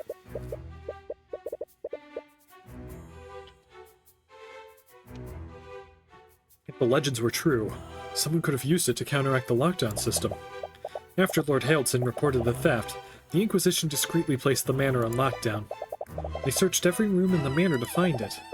It was eventually found in Beatrice's bedroom, and that led them to believe she had stolen it. That's correct. The Kingsguard moved to arrest her, but Prince Aster ordered them to step down. It didn't look like she was planning on fleeing, so they planned to wait until after the party had ended. But then they found Lord Frega's body. Correct. We believe that she used the stolen sword to nullify the magical locks and break into Lord Frega's study. But if she had the sword, why wouldn't she use that to commit the murder? That was my literal first thought about this case. We're not entirely sure. We have a few working theories. She might have wanted to prevent the theft from being tied to the murder, or perhaps she had more confidence wielding a knife over a sword. Regardless of her reasons, it's clear that the sword wasn't the murder weapon. So she's not just being implicated in Lord Frega's murder, she's also being charged with stealing the Sword of Spell Eating.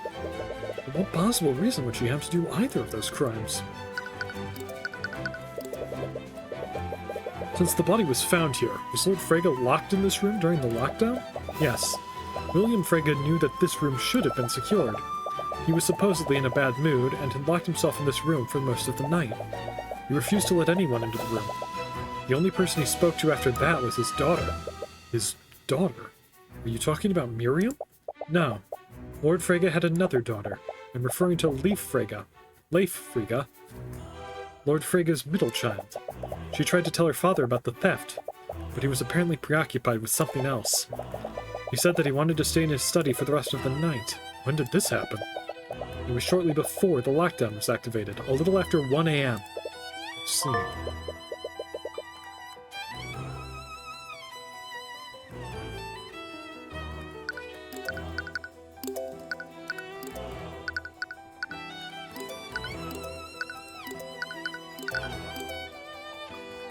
Why doesn't she look anything like any other member of her family?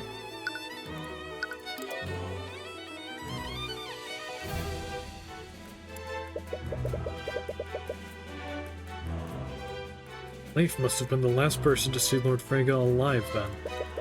You should speak with her and get more details about Lord Frege's actions that night. By the way, Steelwind, do you have a map of the manor? I do.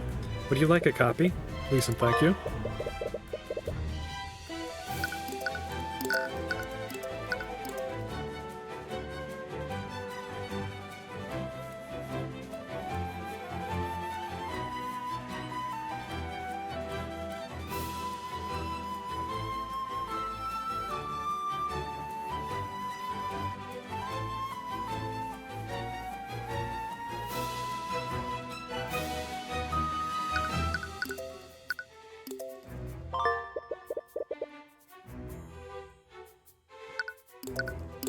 The second fucking map, chat.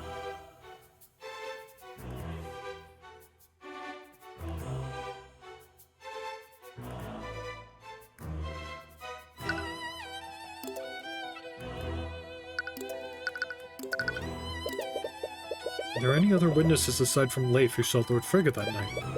Perhaps someone heard what happened from a nearby room. There was someone who heard the altercation, but it was quite obscured. A servant was trapped in the storage room nearby. There's an air vent that connects this room with that storage room. He supposedly heard sounds of a struggle through that vent. What did this witness hear? There were sounds of a struggle before he heard Lord Frege choking on his own blood. When the lockdown was lifted, he informed the Kingsguard of what he had heard. That's when they discovered the body. I see. Who was this servant? I believe you actually know him. His name is Jan Hughes. Wait, Mr. Hughes is here? You never expected to see him again, much less here of all places. If you heard the altercation, you'll definitely want to speak with him. I think I'm lacking a lot of information about the defendant. The way you were both acting, you and Aster seemed to know her. Your mentor didn't tell you about her? Why is he here and not the school? A lot of characters from Case 2 have made a return this particular case. Oh shit. Speaking of characters who have made a return this particular case. Just thought I'd get Owl up to speed. No, I try not to pry into her business. I see. I honestly don't know much about what happened either. But Beatrice was Lord Frege's eldest daughter and the former heir to House Frege. Former heir? About 5 years ago, she fled Frege Manor and went into hiding. None of us knew where she'd gone. She ignored any attempts we made to contact her. She even used magic to prevent us from scrying her. Last night's ball was the first time in years that Aster and I had seen her.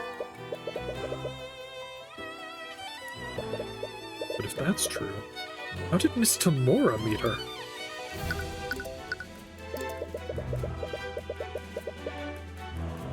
Would you happen to know why Beatrice was meeting with her father after all these years? I have some ideas, but nothing concrete. I was hoping you could tell me. Tamora and Beatrice both refused to disclose anything about their meeting.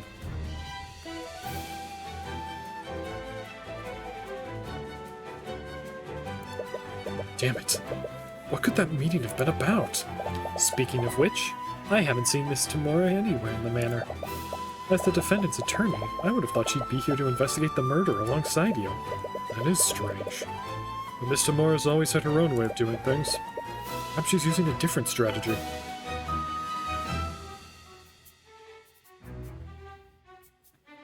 I've had a theory for a while now that Ruby's connections to Eris and/or Eris's father have something to do with the meeting she had with Celeste's father before his unrelated murder. Probably.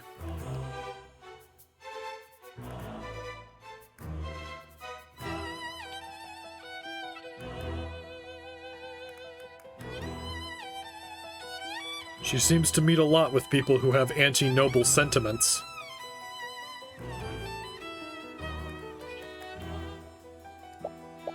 Anyways, I imagine that she met with her father to request financial aid.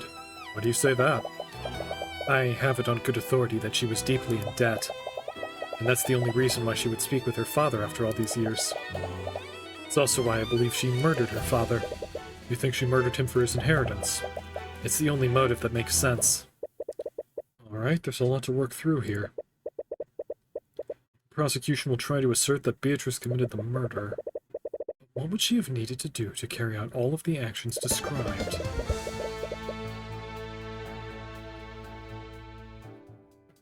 Let me get this straight. Miss Tamora is working for the Eye Taker. She referred to the Eye Taker as the boss at one point. Whether or not that means it's her boss or just a crime boss is unclear.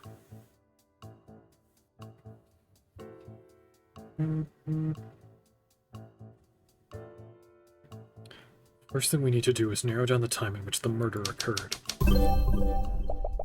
Body was discovered after the lockdown was lifted, and Leif Frege saw her father alive before it was activated. He entered his study and she watched as the lock engaged.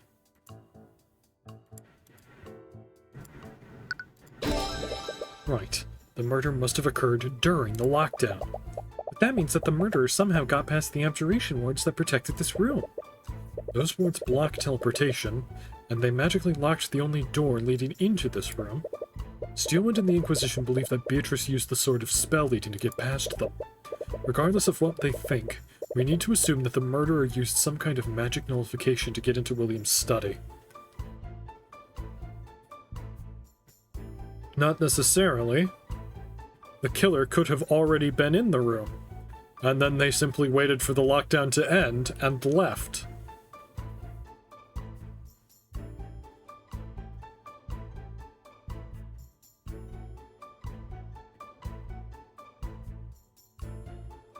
The wolf in the hallway.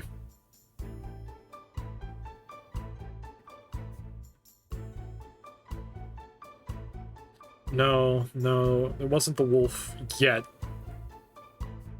Theory about the bookcase being a secret passage is real. It would explain the fake books. Let's keep going before we start speculating. I think we need more information.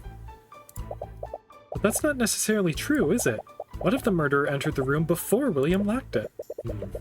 If they were in the room when William locked it, they would have been trapped here until he decided to leave. Not only that, they would have been discovered the moment the guards entered his study. Maybe they used some kind of invisibility, or they could have teleported away the moment the Kingsguard unlocked the door. Teleportation didn't occur. We didn't find any traces of conjuration magic. What about Celeste's theory of an invisible assailant? I'll admit that we did find traces of illusion magic, but the moment the guards saw the body, one of them cast Dispel Magic. With that spell, they would have seen any invisible people hiding in this room. Wait, you can use Detect Magic like that? Of course, it's standard procedure. Like all spells, invisibility leaves traces of magic on the person it's cast on, so mages can use Detect Magic as a way to see through invisibility. So we know for sure they weren't here before or after the lockdown. This means that whoever committed the murder used some way to bypass the abjurative wards that protect this room. I'm amazed it took us 4 cases to get to the locked room murder.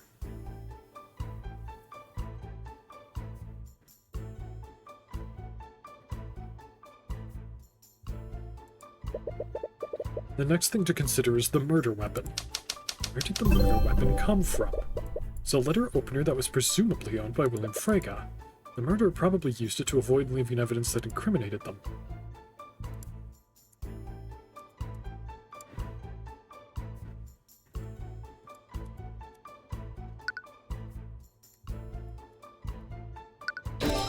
Right, the letter opener came from this room.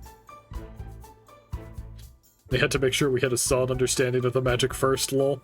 Yeah, that's fair. The murderer probably wanted to avoid using a weapon that would have implicated them, so they decided to use it and leave it here after the deed was done. That leaves a glaring hole in the prosecution's case. And what would that be, Mr. Cuthbert? What is flawed with the prosecution's case?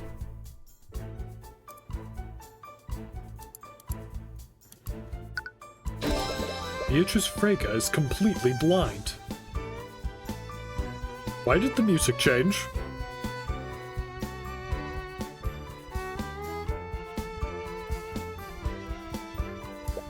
Even if she were somehow able to break into a highly guarded exhibit, how did she slip past the guard and enter Lord Frege's study? Furthermore, how did she locate the letter opener if she couldn't see it in the first place? None of it makes sense. Committing this murder unseen would have been a tall order for anyone. I could hardly believe a blind person did all of this. You do well not to underestimate her, Mr. Cuthbert. What? You don't know her as I do.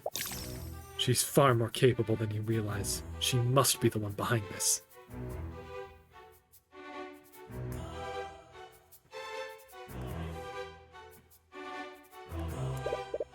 Feel like the door was never locked? We have a witness testifying that they saw it get locked.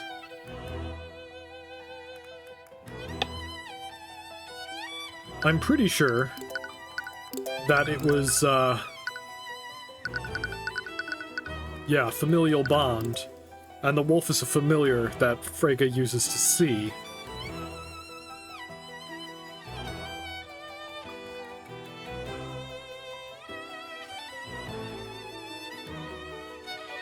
I suppose I wouldn't know. But the idea that Beatrice did any of this is still ludicrous. I suppose I can't change your mind about that. But I have to ask you a question, Mr. Cuthbert. What would you do if you discovered that one of your clients was guilty? What? I tend to have an insight into these sorts of things. That would never happen. I've already seen your uncanny ability to read people, but I'm only hypothetically speaking. So, what would you do if they were guilty? Would a familiar leave traces of detectable magic? I don't believe so, because it is a bond that you establish.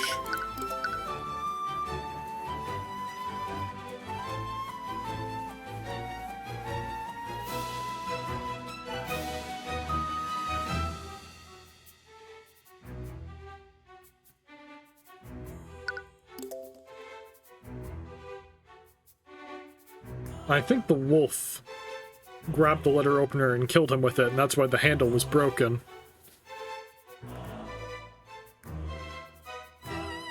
But, while I think that theory is sound, it's not airtight. I don't know how the wolf got into the room, for example.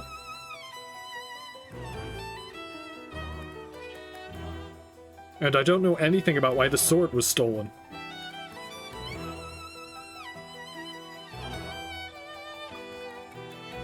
So, what would you do if they were guilty? I suppose I'd withdraw and tell them to find another lawyer. And if no one else would represent them, I don't know. It would definitely be a hard choice for me, but I would never be able to represent them if I knew the truth. I just can't stand by and let a murderer escape justice. I see. Why do you ask? No reason. Okay. Anyways, she's made her stance clear. You still have lots of leads to follow up on. You should move someplace else.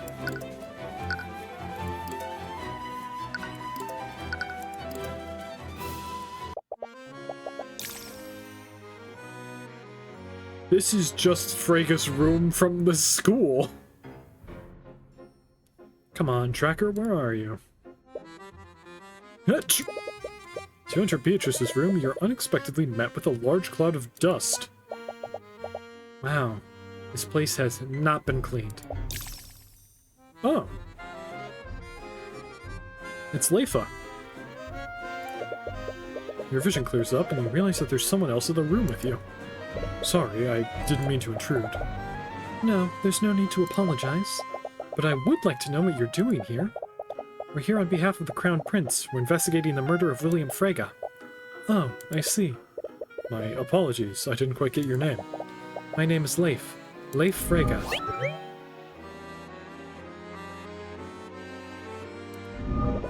So this is Leif. According to Steelwind, she was the last person to see Lord Frege alive yesterday. She might have some information about how he was acting that night. Uh-oh.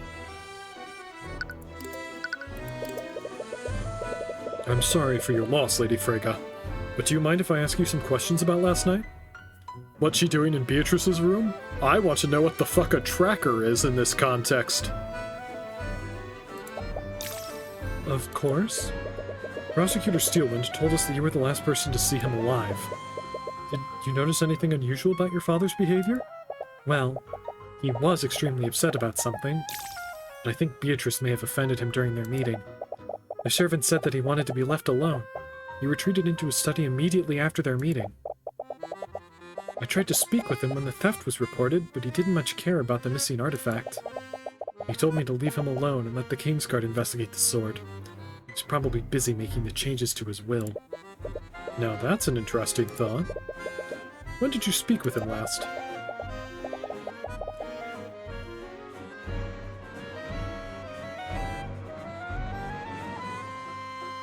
Is Tracker the wolf, perhaps?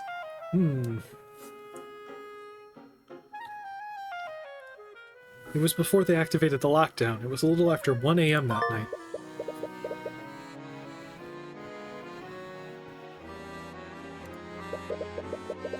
Do you have any idea what he was doing in his study?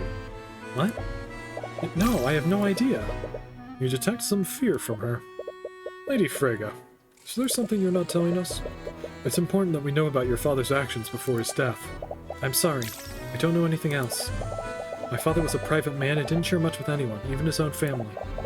I wish I could be of more help, but I really don't know anything else. I refuse to believe that's why he was killed.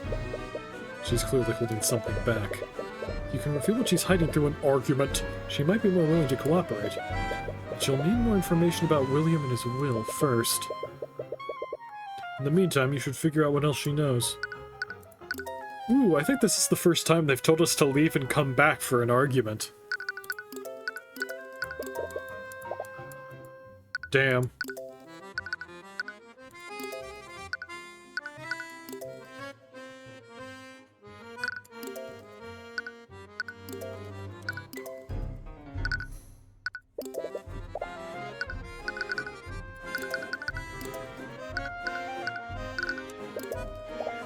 I'm just kind of trying things right now, chat.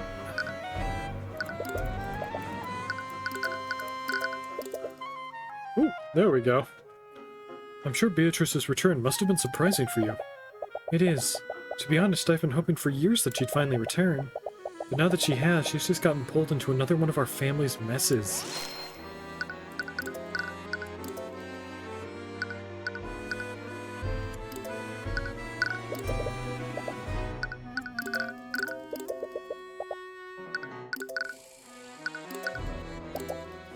That man. He was my father, but I can't say I have fond memories of him. Must have been difficult to deal with. You have no idea. He was cruel, tyrannical, and only ever cared about his own legacy. He was willing to sacrifice anything and anyone to maintain his power and status, including his own daughters. Sounds like his treatment of Beatrice was particularly harsh. It was. He never saw her as a worthy successor to her family's legacy, simply because she was a woman.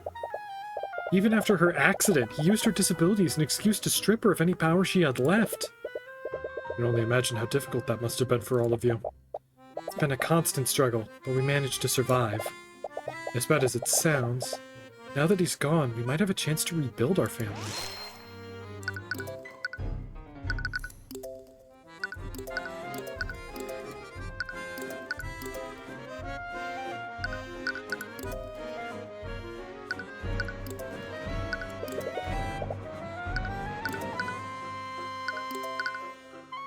Hey, did you see this child? Just thought I'd ask.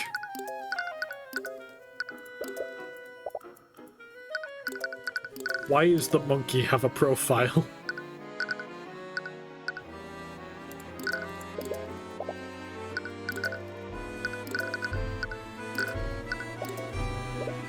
Yep, same result. Not surprised. What if I show you Beatrice?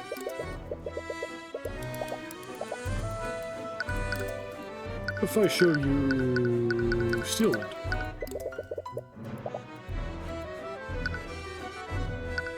Sorry, you want to run that one by me one more time, Owl? Oh, it's because the monkey is a familiar.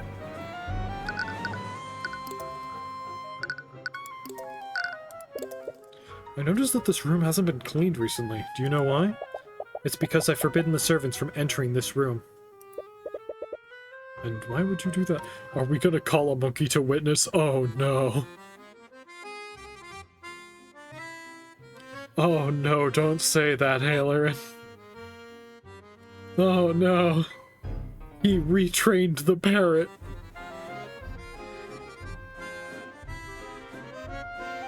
Why would you do that? Beatrice is very dear to me, and I couldn't bear to have her room disturbed after she left. This room was the only memory I had of her after she left. You suppose that makes sense? She must have been holding on to the hope that her sister would return. What about the sort of spell eating? Do you know how it ended up in this room? I'm not sure. It's possible someone planted it here to frame Beatrice. I can't say why they would choose this room, though. What kind of person was your father? Oh. Doesn't look like William Frank was very beloved. My father was a complicated man. He was a brilliant scholar and businessman, but he was a cold and distant father. What's up, Owl?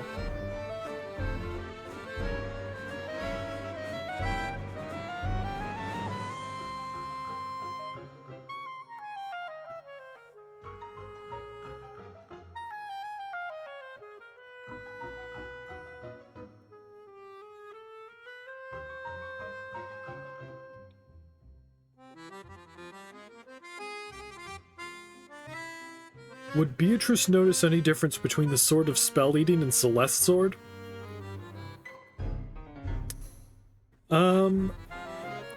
Probably.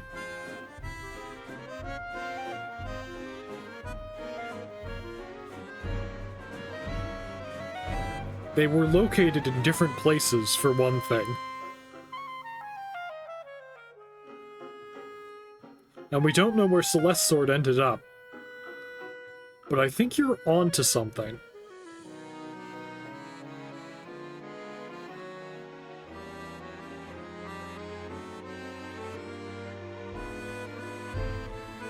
I see. Did he have any enemies?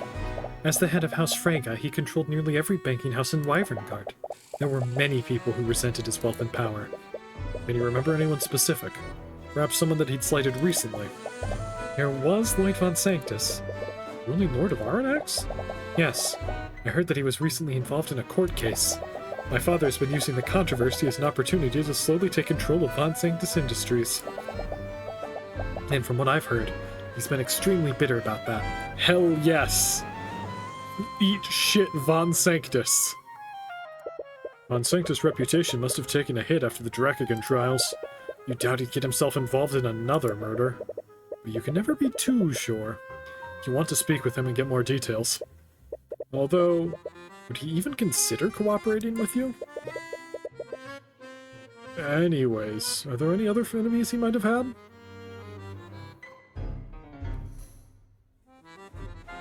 I think canines are supposed to be colorblind, but the bigger problem is the hilt.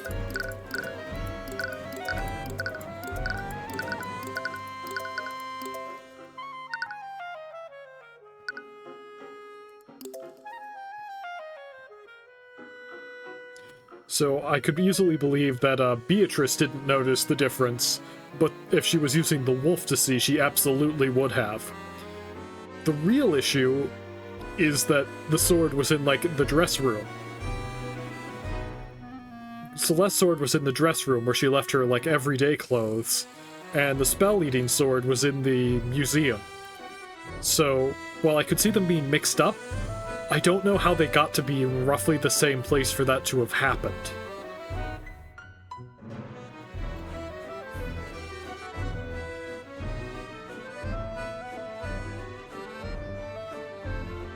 Anyways, are there any other enemies you might have had? No, none that I can think of. What can you tell me about Beatrice Frege? I heard that she fled the Frege estate 5 years ago. Unless the thief hid it there. Risky hiding place, but not impossible. But that doesn't establish how the sword left the dress room. Let's say, for the sake of argument, that Beatrice stole the sword and hid it in the dress room, and then later stole Celeste's sword because she mistook it for the sword of spell-eating. That would leave the sword of spell-eating still in the dress room, where anyone could have spotted it. Especially with the Inquisition running around looking for it.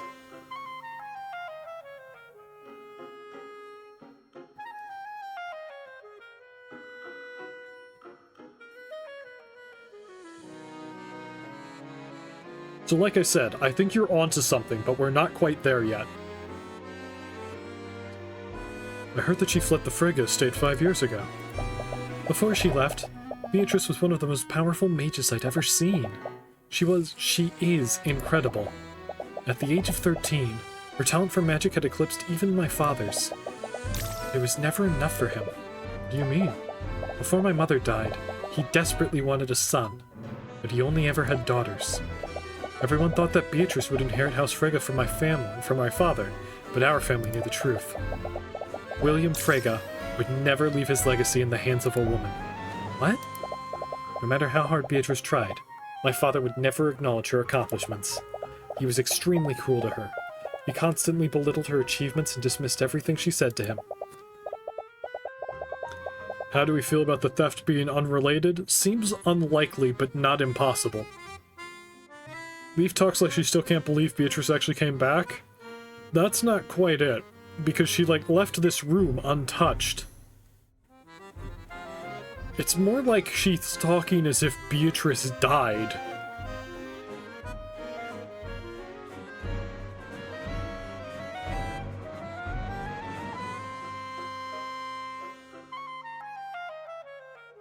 And after the accident, he used her disability as an excuse to take away the little influence she had.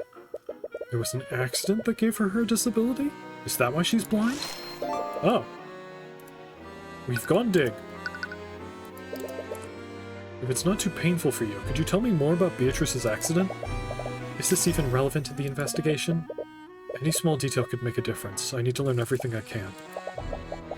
I'm not sure exactly what happened, but it was a magical experiment gone wrong.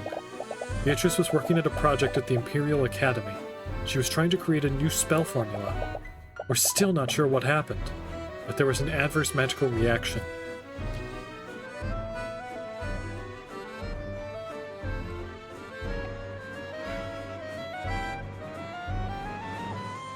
Wouldn't there be necromancy all over Beatrice if she was undead? Yeah, there'd be a lot of signs that she was undead.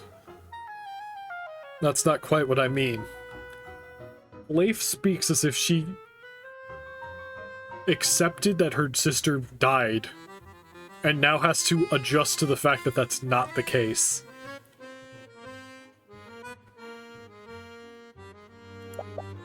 The resulting explosion seriously injured her and left her completely blind. Can't imagine how she must have taken that. Actually, she was probably the most unfazed by what had happened. But that didn't matter. My father saw his opportunity.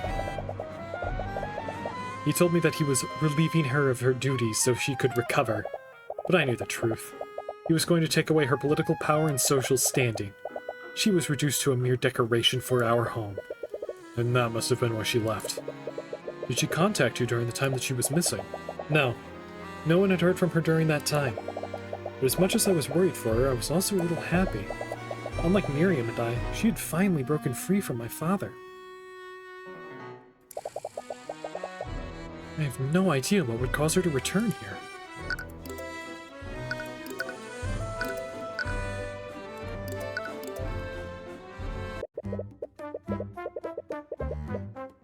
Oh boy.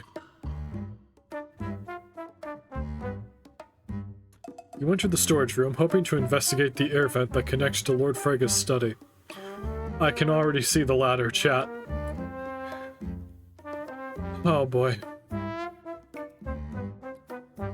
Oh, I didn't realize just how many voices I was doing this stream until my throat started to protest.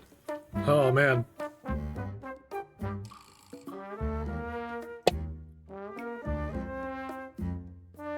Owl, I swear to God.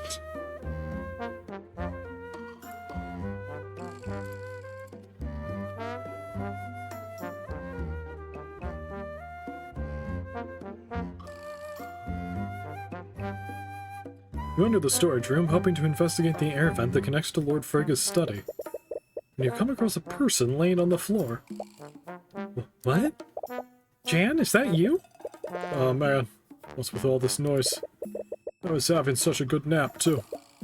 Mr. Hughes. Whoa, it's you two. Why are you taking a nap in the storage room? I needed to take a break from all the chaos going on. Kingsguard won't let us leave until they finish investigating the murder. And this pompous noble shooed me away when I tried sleeping on one of the couches. I didn't expect anyone to find me here. Anyways, the prosecutor told us that you heard the murder from here during the lockdown. Do you think you could tell us what happened? Sure, why not? My nap's kinda ruined anyways. Oh, right, okay. Just fucking wander away and use magic spells, I see how it is. It's a stepladder. I agree. Okay, that was pretty good. I knew they were gonna do that joke. I wasn't prepared for that iteration of it. There are several boxes in this room. They appear to contain various cleaning supplies. That must be the vent. It's an air vent that leads into Lord Frega's study. Supposedly, Jan heard the altercation between Lord Frega and his assailant through this.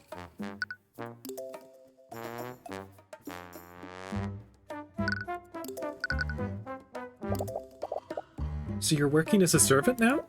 Not exactly. But I was part of the catering staff. The twins started their own food business after Frega threw us out of the academy. Right. Sorry about that. Nah, it's not your fault. Even if Redmond was still headmaster, I'm sure the board would have found some other way to get rid of us. Wait, are Valentina and Valerie here too? Nah, they just contracted some staff to Lord Frega for the Lord's Ball. I think a bunch of other businesses did the same thing. You wonder how they feel about this. They lent their services to the very man who got them fired in the first place. William must have offered them a lot of gold. Man, I can't believe I got myself pulled into another murder investigation. Do I have bad luck or what? The prosecutor told us that you heard the altercation through the air vents. Did you tell us exactly what you heard? Well, I didn't hear everything. I was taking a nap in this room when it happened. Why were you napping here? I didn't have a choice. I accidentally closed the door when the lock was engaged. Before I knew it, I was trapped here. Right. You recall Steelwind mentioning that. Anyways, I heard the sounds of some kind of struggle going on. I couldn't hear everything, but I heard Lord Frega shout, "Who are you? What do you want?" That went on for a few seconds. Then I heard the sound of someone getting stabbed. Did you hear the voice of the assailant? I didn't say anything, but I did hear them. Their voice was really raspy. I think they had a sore throat or something. Or they were trying to mask their voice. Maybe they'd been streaming for like 2.5 hours and were doing all of the voices. You wouldn't need to ask who Beatrice was? I agree.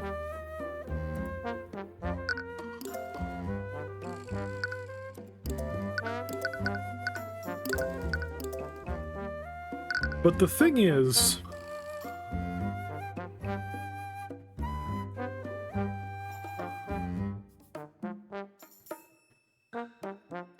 The thing is, all of the reasonable suspects on this list are also people he knew. Would the Sword of Spell Eating prevent the wielder from casting Disguise Self? I've been wondering that myself, to be honest. Why did you enter the storage room anyways?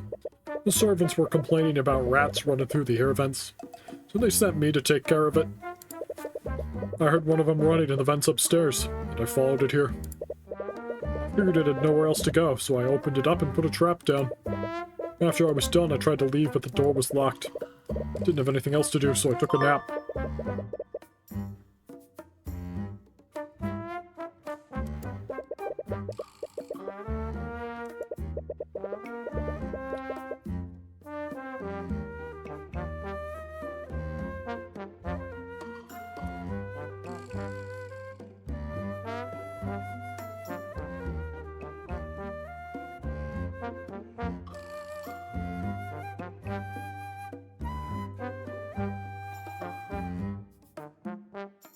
Rats, you say? A rat could be a familiar for sure? Who says that what he heard was a rat? He definitely heard a familiar, I'm certain of that.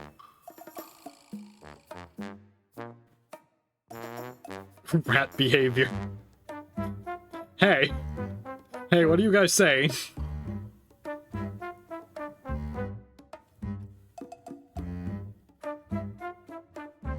It could have been Eugene, is my thought.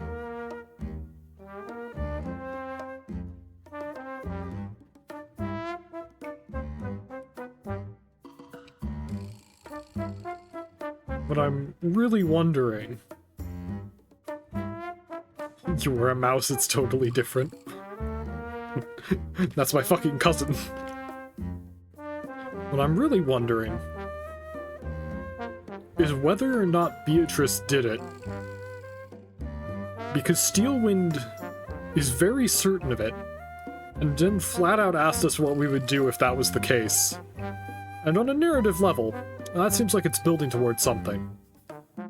But, back in case 2, she got duped by a frame job that pointed to a noble that she disliked, and completely missed the real murderer until we pointed it out, because it happened to be someone she liked.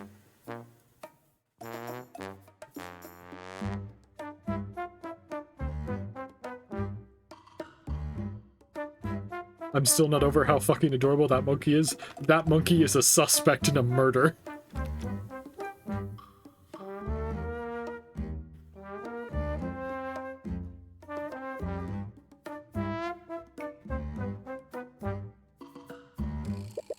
For now, you should probably move somewhere else and gather more information.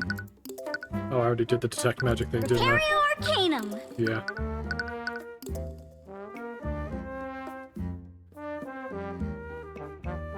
We are also looking like we may become a prosecutor for this case, don't forget. You don't know that. We could go back to playing as Ruby.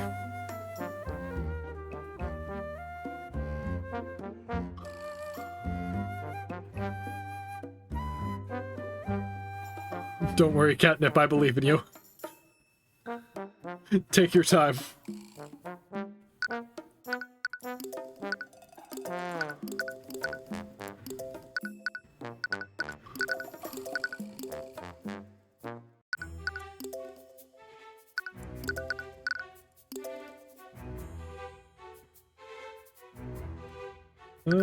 Yeah, I'm actually gonna go to the ballroom. I'm not sure what I want to do now. Where should we go next? We have a lot of leads to follow up on. Tyrion Hughes was apparently here last night, and he's supposed... Oh, I guess I need to win the argument with Leif.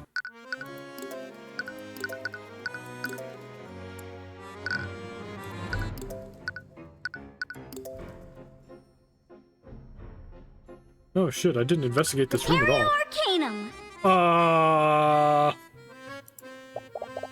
There's a trace of transmutation magic under the bed. I can see it clearly. I can't see it clearly. Let me take a closer look. It's Crimson Lotus! What? It's my sword! What? You never knew her sword had a name. So this is where it's been. But why would it be here? This is also the room where they found the Sword of Spell Eating.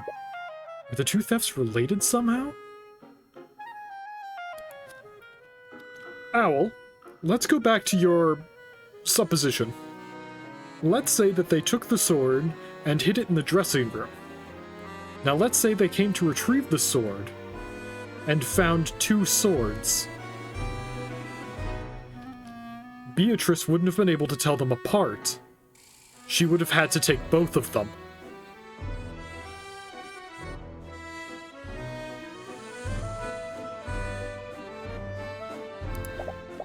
But why?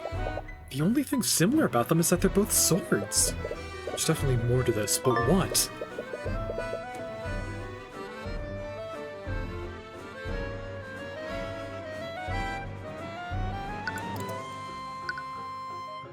Unfortunately, this further implicates Beatrice. It does. Oh, of course it implicates Beatrice. Beatrice stole the sword, but she's not the killer. She doesn't need the killer didn't need the sword because they went through the ducts. The animals wouldn't know the difference, but you can see through the animal's eyes when you're using the spell and can communicate telepathically. If it was a familiar, then the caster would have simply directed them to the real sword. But if this is two unrelated incidents, then everything makes sense. Beatrice stole the sword. Maybe she was planning to sell it for the debts, I don't really know. What matters is she took it, and Celeste's sword, because she couldn't tell the difference. And she hid it in her bedroom. Meanwhile, I bet Harold killed him. With Yuji. But what I don't have is a motive for either of them.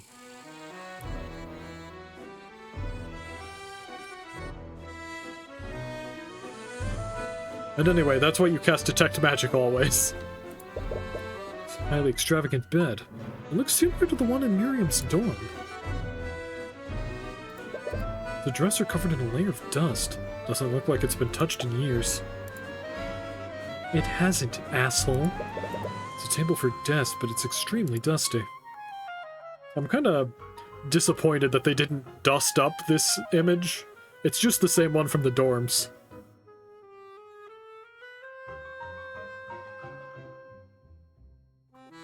Have you had the opportunity to speak with Harold? No.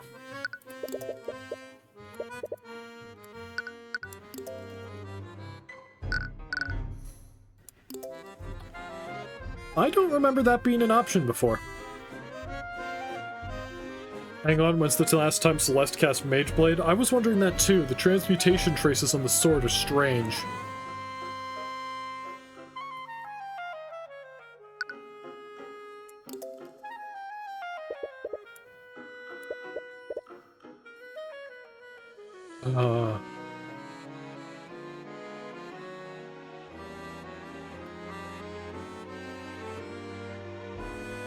Okay. Let's do this. And there, you happen to spot a very familiar face. Real quick.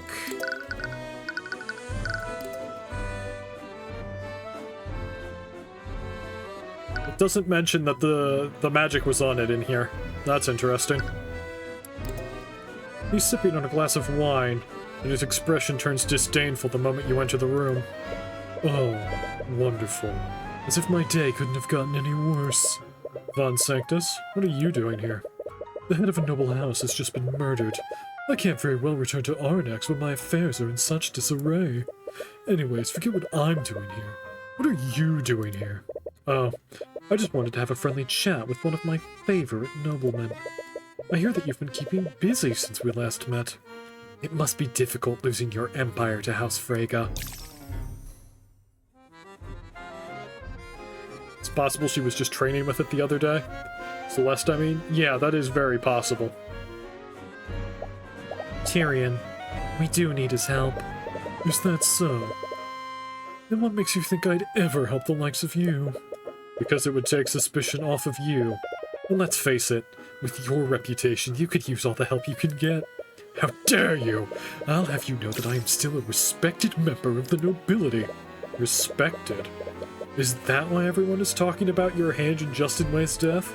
Because the way I see it, being involved in another scandal will destroy what little remains of your reputation.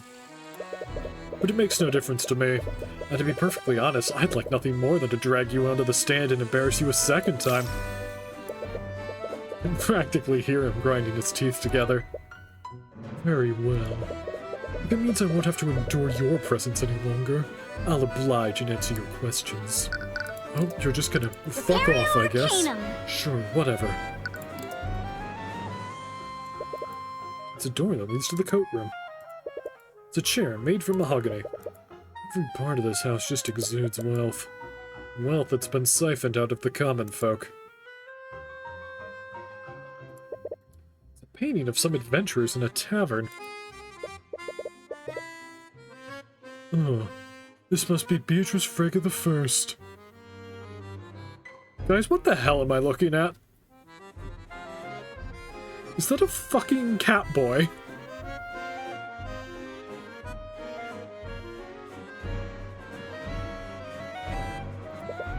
The first? According to legend, she was one of the descendants of the 7 heroes of Wyverngard. She joined a band of adventurers that were traveling across the nation. It's hard to imagine the Freges coming from such humble beginnings. What?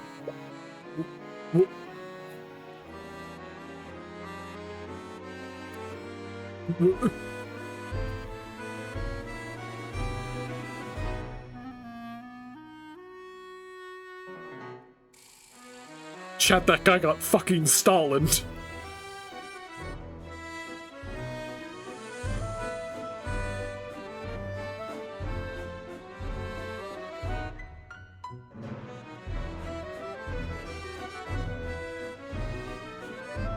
What? Just now. That muscular man in the corner, he just vanished. What are you on about? There was never a man there. Sorry, Tyrion, but he's right.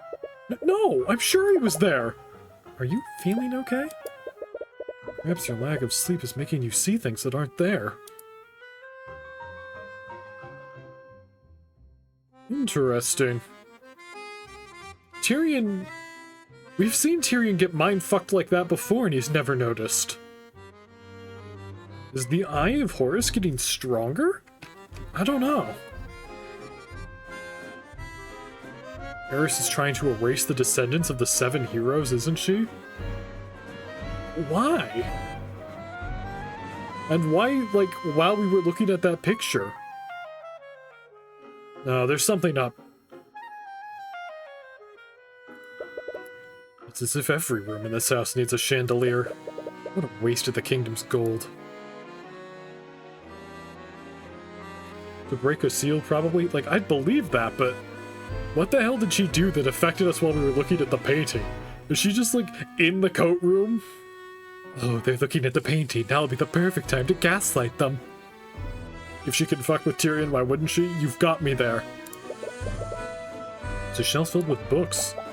Fake books. They're completely blank. Again?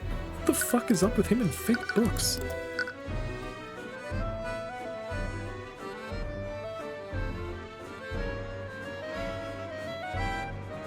Think you mean gas slam them?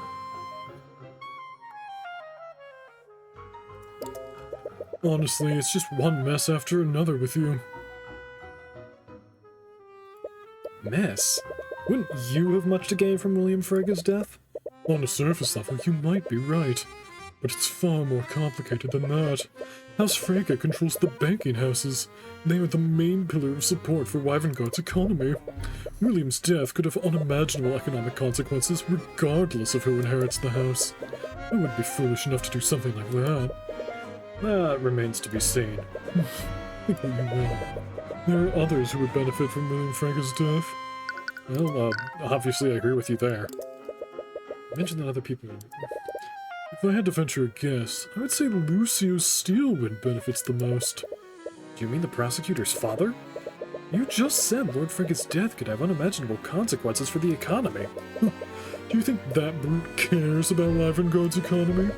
No, all that man cares about is power. pure and physical power. House Steelwind and House Freyga have been fighting for control of Wyvern Guard for generations. And in this long-lasting era of peace, the Steelwind's military have become far less valuable to the crown. If it weren't for Lady Steelwind's engagement to the Crown Prince, they might not even be considered a pillar family anymore. The death of William Freyga is probably exactly what Lucio Steelwind has been waiting for. And if our economy were to suffer, it would cause civil unrest. In a scenario like that, the Crown would have to rely on Steelwind's forces to maintain order. That does make sense. Could Arya's father really be involved with this? Hi!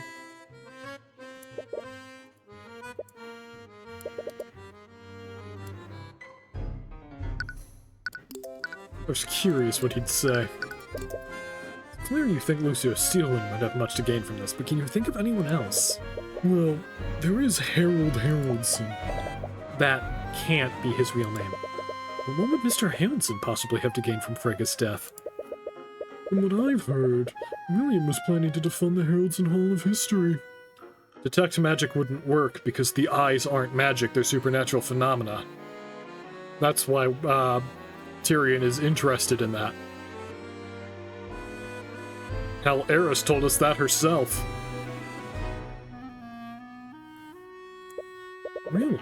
Why would he do that? I'm not sure of the specifics, but supposedly Lord Haroldson has refused to omit the less flattering parts of Wyvern Guard's history from his exhibits. It's gotten blatant enough that he's drawn the ire of the king himself. That is our motive, chat. They actually got into a very heated argument during the Lord's Ball about it. I heard that William declared he would be removing House Haroldson from his estate. Chat! That was the will! The will update! That was what he was updating in the will. It wasn't Beatrice, it was Harold. Which is why Harold had to kill him right then and there, before it could happen. Steelwind made our case for us, but for the wrong person.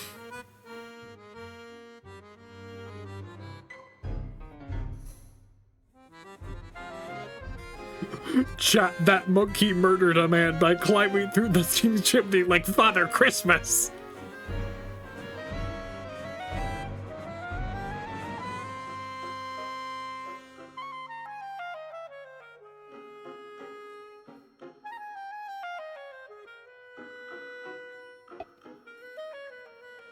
It was the vent. It was the vent. But they talked about the chimney being small enough. I'm going for it. Except how did the monkey destroy the handle? That I don't know.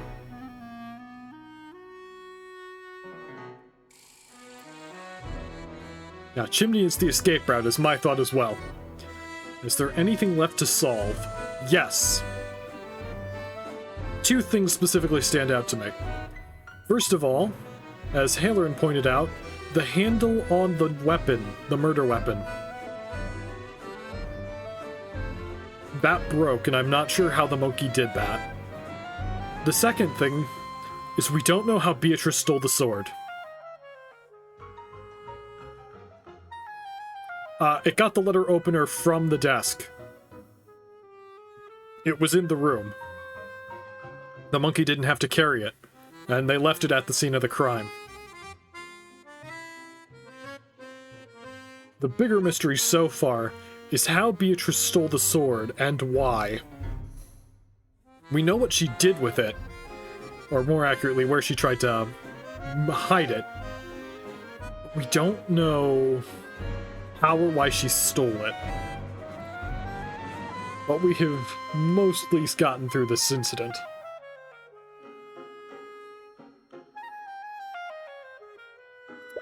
You don't want to suspect Mr. Haroldson. You need to examine every possibility. Why the sword specifically? Why not a fancy painting?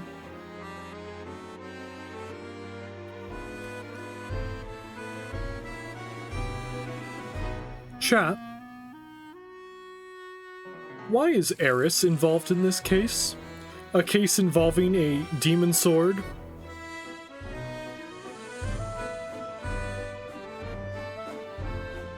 Chat, why is Eris currently within range to mindfuck me about this painting?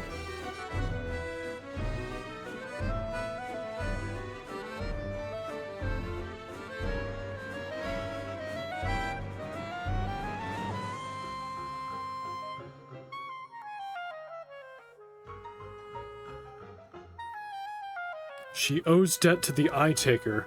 I considered that too when they talked about the debt. Yeah, Catnip, I was just about to say the same thing. If Ruby is working with Eris and the Eye Taker, that's how she got in contact with Beatrice. It's all starting to come together.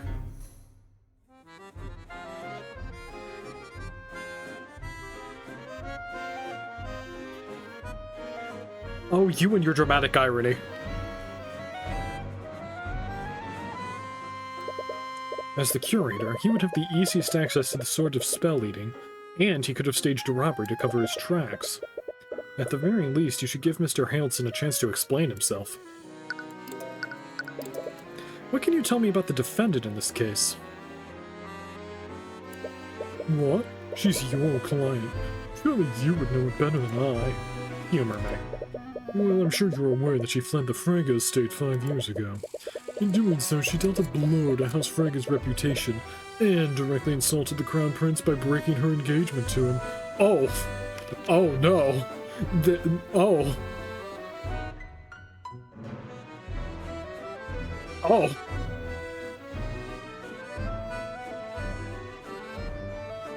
You're very correct, Owl. That's exactly what I did. Like, I know you guys talked about her being Aster's ex. I didn't connect that to, like, fiancé.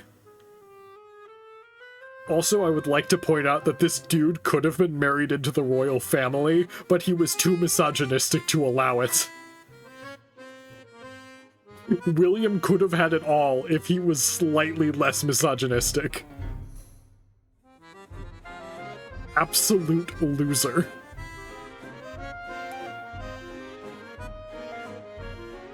Like, yes, obviously they were exes, or at least close. I hadn't realized they were, like, engaged to be married.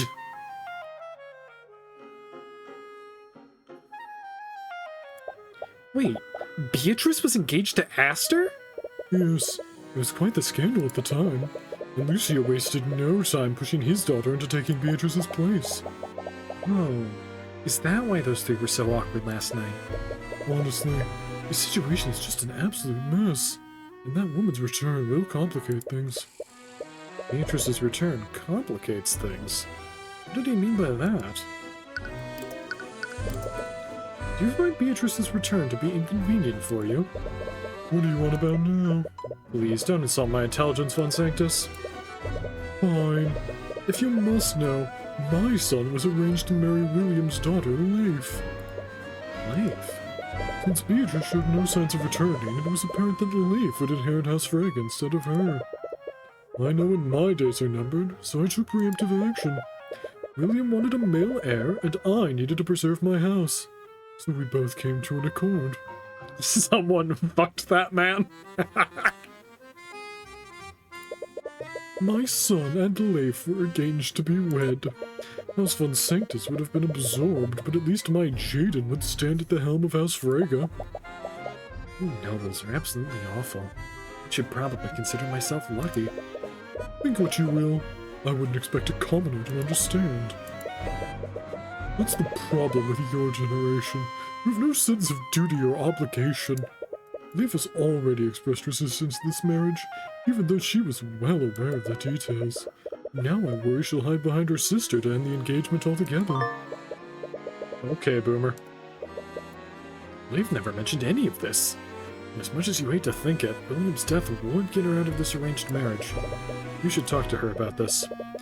Anyways, Fonsack just gave you a decent list of suspects. You've probably learned everything you can from him for now. You'd best to move on and follow those leads.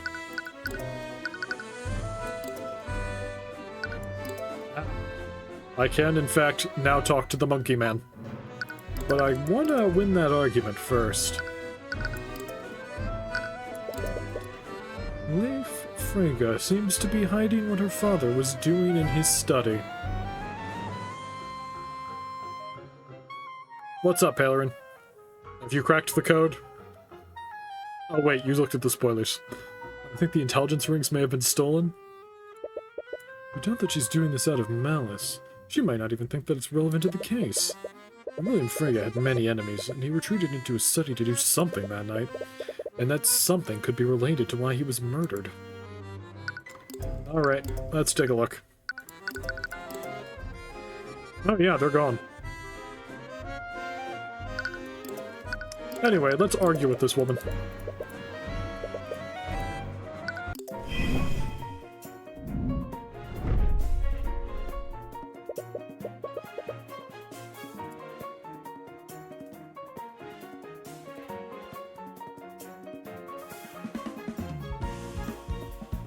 Is there something you're not telling us, Leif?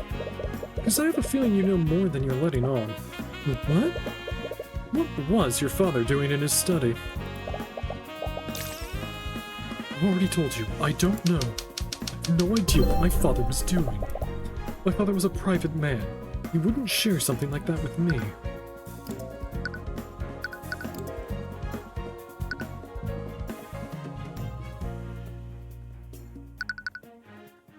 Can I prove she knew that?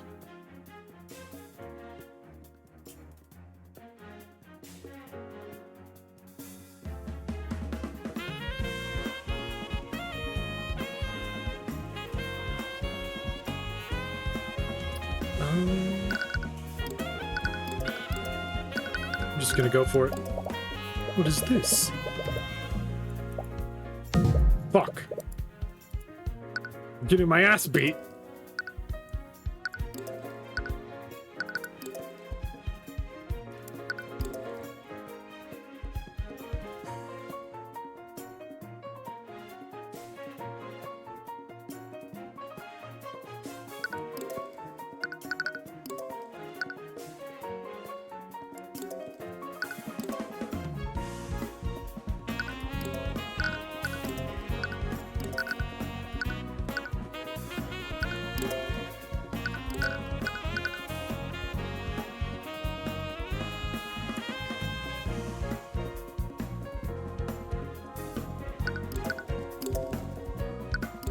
To answer your question, no, I did not save.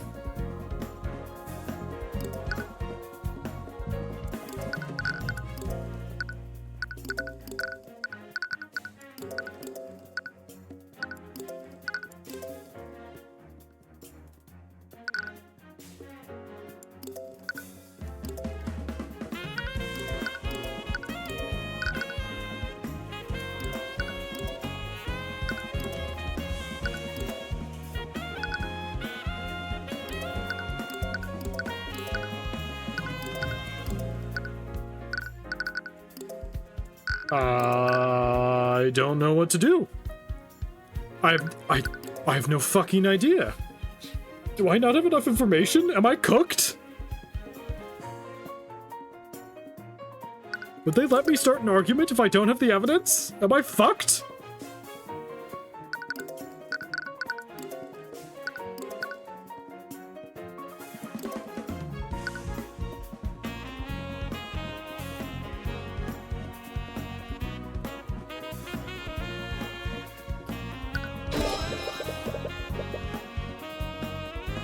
You're right, Halloran. That was what I was going to guess next anyway, but you were right that it had her thoughts on the matter. He was making some sort of change to his will, wasn't he? What? Did someone else tell him? Why did you find the need to hide this from us? I didn't! The thoughts you saw earlier seem to disagree with that. We've only just met today, so I understand if you don't trust us. But the Inquisition thinks that Beatrice murdered your father. And they claim that she did it so for his inheritance. That's absolutely absurd! Regardless, your father's inheritance is a likely motive behind his murder. Many people would have a lot to gain from his death, including you. Excuse me? I was not involved in this!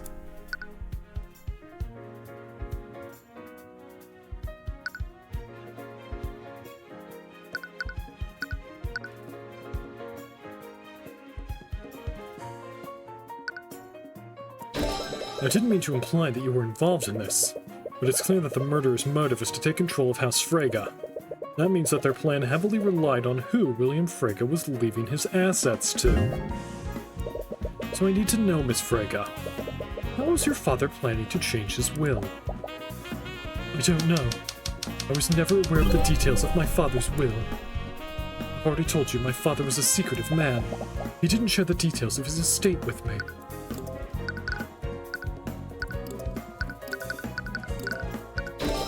Is that really true, though? What? I already know about your arranged marriage to Jaden von Sanctus. And I already know that as part of this deal, Jaden would inherit House Frege instead of you.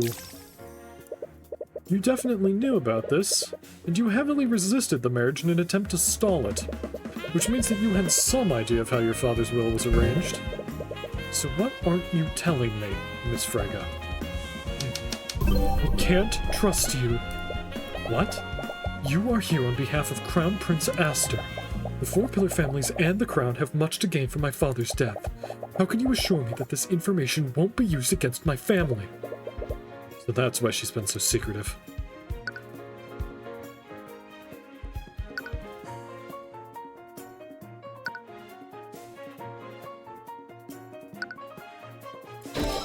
There's nothing I could possibly say to make you trust me. But please understand, I'm only trying to find out who murdered your father.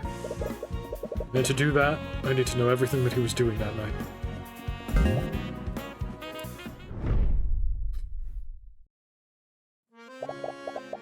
I have no reason to trust you, but somehow, I can tell that you're being sincere. Will you really protect Beatrice? You're about to reassure her that you will, but something in the back of your mind stops you. I'll get to the truth of what really happened. Okay. If that's truly what you're planning to do, I'll tell you what I know.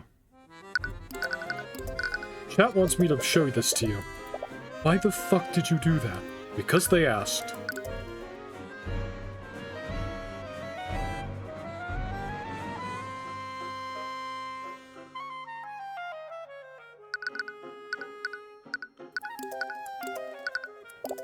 I wasn't trying to be uncooperative, but I didn't know who I could trust. Considering the circumstances, that's perfectly understandable. I'm not sure why, but my father was extremely upset that night. Does she know anything about the artifacts? Probably not until I go to the gallery and learn more about them. According to him, Beatrice had returned and was even more impudent than before. He must have been angry about something she said during their meeting. Did he tell you what their meeting was about? He didn't, and I honestly didn't really care. I was just so happy that my sister had finally returned. My father clearly felt the opposite. Before he entered the study, he told me that he would be pruning the family tree. He was going to disinherit my sister and several other members of our family. He probably started drafting a new will to reflect that oh, fuck. Probably started drafting a new will to reflect his decision.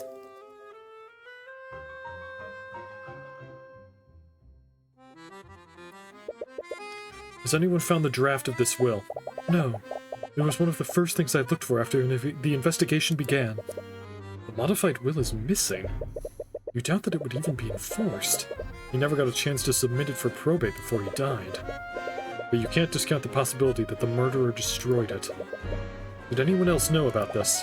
No one. I didn't even tell Lady Steelman when she was questioning me. Because it would have given Beatrice a motive to commit the murder? Anyways, thank you, Miss Frege.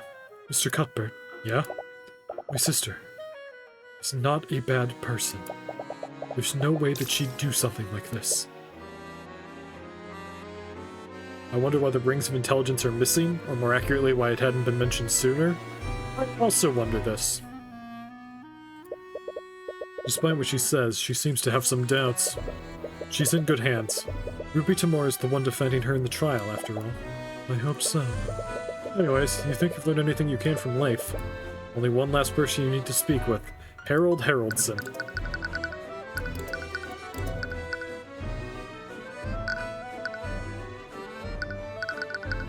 This one. This is a complete mess. As you enter the gallery, you spot Haroldson inspecting the shattered remnants of a display case.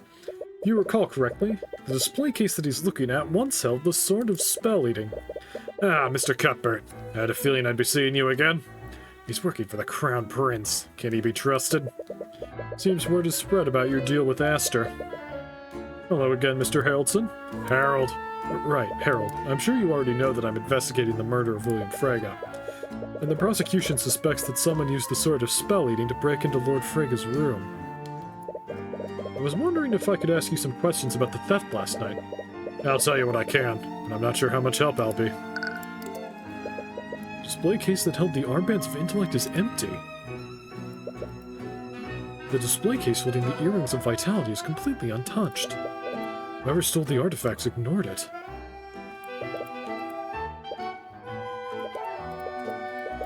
It's the same conversation. The display case is completely shattered. Thief was able to do this despite there being several abjuration spells protecting it. Repario Arcanum! Oh. Catnip, you know by now that I'm going to use Detect Magic every single time. There are traces of evocation magic on the shattered glass. Evocation is the school of magic that creates and unleashes raw energy. The most primal of the 7 schools of magic. Someone must have used a powerful spell to blast the display case apart. I can't believe a museum owns such a powerful magic item. I would have expected the noble houses to take them for themselves. Well, the nobility of today don't have much use for items such as these. The power of a lord is based on politics rather than magical strength. And a noble wouldn't want to wield the sword of a demon, even if the legends are just stories. A demon? Oh, right. The Sword of Spell Eating is said to have been forged from a pact between a demon and a mage. Isn't making a pact with a demon just asking for trouble? They definitely betray you the first chance they got. Well, legends say that demons often drafted blood contracts for this reason. Wait, do you mean like a legally binding contract? The concept is similar, but once you sign a blood contract, both you and the demon are magically compelled to fulfill its terms. It's said that violating its terms will result in instant death for the offender, no matter who it is. So I guess there's some protection. Well, as an attorney, I'm sure you understand that it's possible to exploit and use loopholes in any contract. And according to the legends, demons take great pride in their ability to deceive and corrupt people.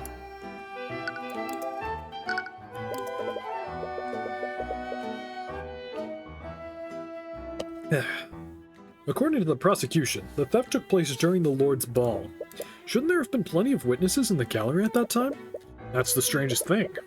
Supposedly, the gallery room was completely empty when it happened. What? That can't be right.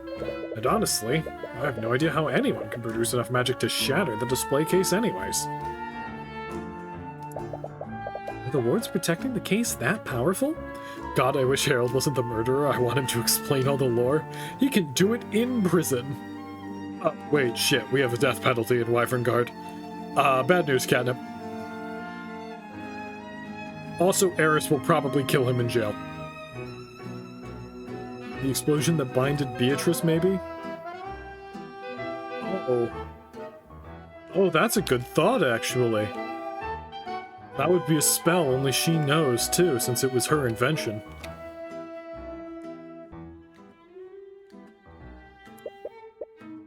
They were powerful, but that's not the issue here. It would be one thing to dispel the wards and remove the glass protecting it, but it's another thing entirely to completely annihilate the abjuration wards and shatter the glass. Doing something like that would require an extremely powerful spell, far more powerful than what would have been needed.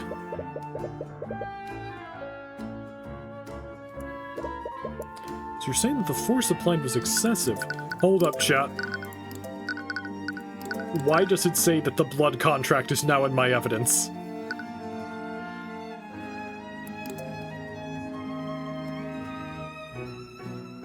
So you're saying that the force applied was excessive? Yes, and that's not the worst of it. It's clear that the Sword of Spell Eating wasn't the only item that was stolen. What? Was another artifact stolen that night? Yes, dipshit. Lock in. You mentioned that another item was stolen. Yes, it's extremely concerning. After the Sword of Spell Eating was reported missing, I checked the other exhibits. That's when I discovered the Armbands of Intellect had been stolen as well. But unlike the sort of spell eating, we still haven't found the armbands. You glance at the glass case where the armbands used to be. They've been removed, but the glass case is completely intact. The thief didn't shatter the glass. Exactly. Moreover, the armbands were actually replaced by a very well-made replica. We also already implicated her in the theft. We still need to prove the how of it. Yeah. What?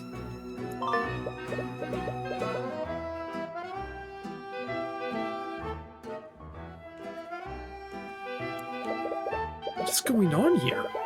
The two thefts are completely different from one another. Are they even related? Or did two different thieves coincidentally steal from Harold that night?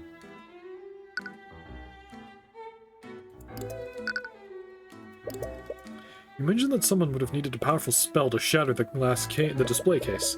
Wouldn't that narrow down the list of suspects for the theft? Not everyone attending the ball could cast spells that powerful. Well, according to the Inquisition, Beatrice Frega's magic was powerful enough to have done this. Discounting the fact that she's completely blind. Yes, I'm well aware of that. And it doesn't quite incite the... Eugene, take over for me! Yes, I'm well aware of that. And it doesn't sit quite right with me either.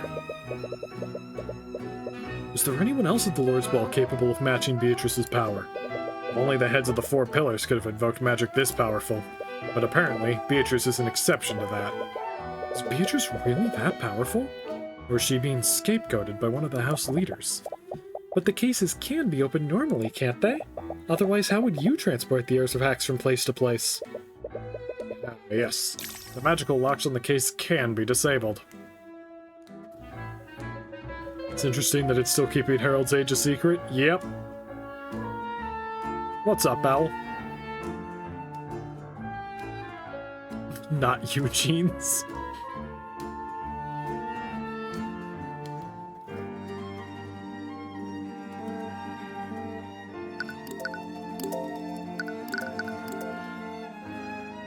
That monkey is as old as Tyrion.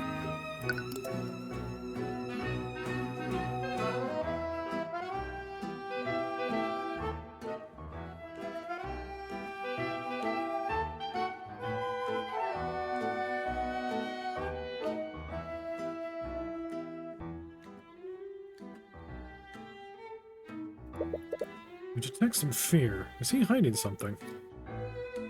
The eye taker wouldn't have a spell to facilitate an eye transplant, would he? I don't know.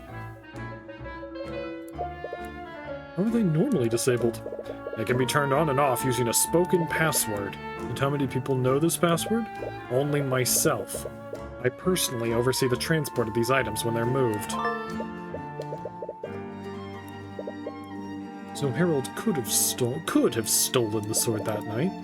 Would he have staged the robbery to cover his tracks? Harold, a witness told us that you got into an argument with William Frege on the night of the murder. That was like 8 hours ago. Was William Frege planning on defunding the Haraldson Hall of History?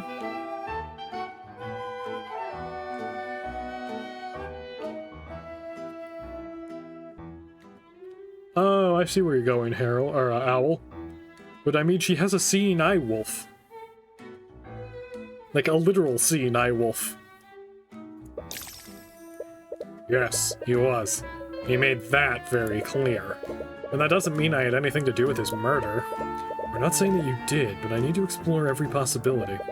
So I need to ask, did your argument that night turn hostile? I'll admit that our discussion turned heated, but it never escalated to threats or violence. With how insulting he was, it should have. William was being unreasonable, and I was frustrated. That's all there was to it. He deserved what happened to him.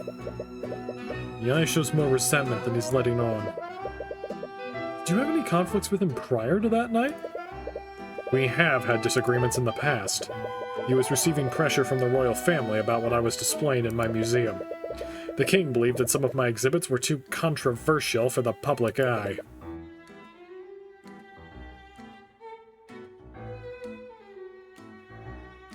The monkey also shows more resentment than Harold is letting on.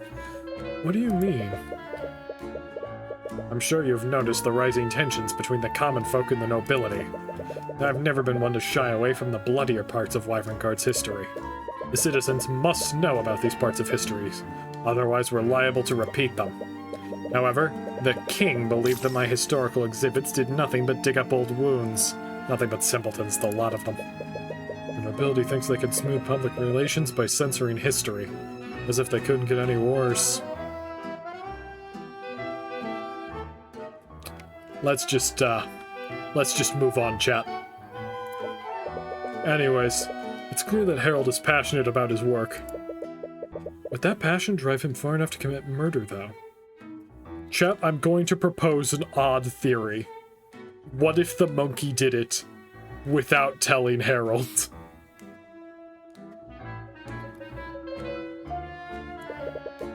Thank you for your time, Harold. Harold, I think we'll be on our way now.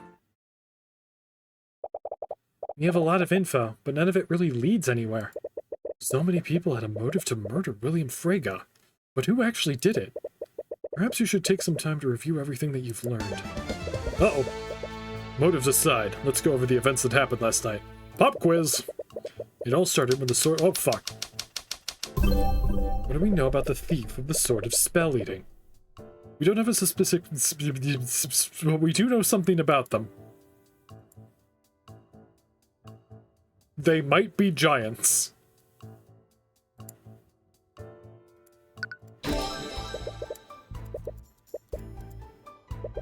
The thief was a powerful mage. That's the only way they could have shattered the magically reinforced glass. What about Harold? He could have just unlocked it using his password. He could have stolen the sword and staged a robbery. I'm right here, asshole! But he couldn't have shattered the glass. Only a powerful mage could have done that. And I doubt Harold would lie about that when we could easily confirm it was Steelwind. Right. But then what happened next? They brazenly sold the Sword of Spell Eating. This caused Harold to report the theft to the Kingsguard.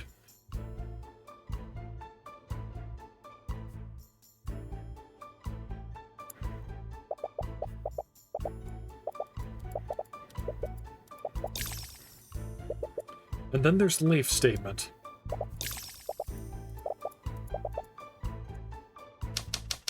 What does this tell us about William Frege? Leif's account gives us a clear fact about when William died.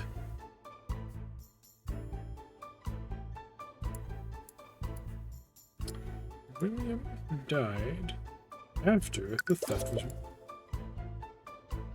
oh shit.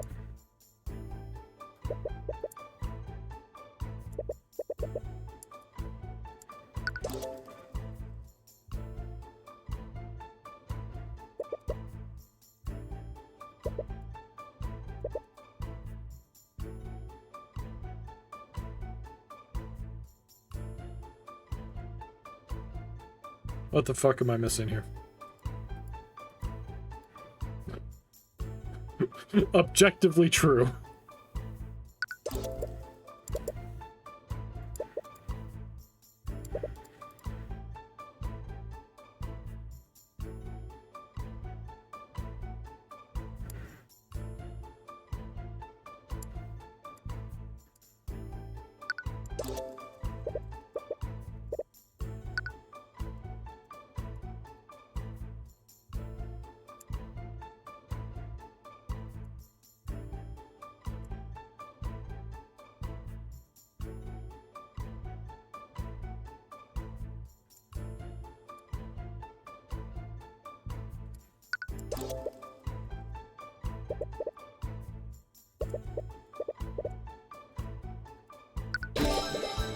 There we go. That was what he was looking for. We already established that, man. William Frege was murdered after the lockdown was activated. This means whoever killed him bypassed the lockdown and broke into his magically locked room. They had to have used the sword, right? That's likely, but not necessarily true. An anti-magic field would have also had the same effect.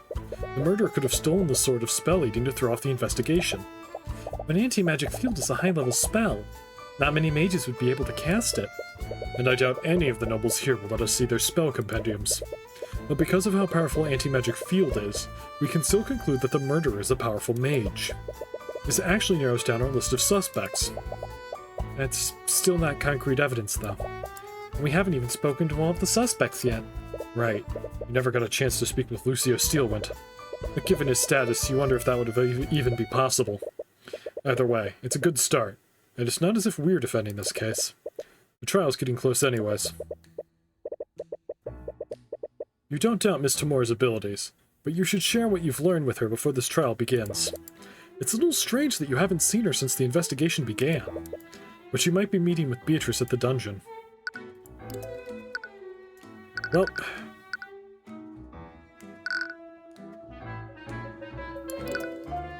Chat, it's a little bit after when I normally end the streams, by a couple minutes, not too long.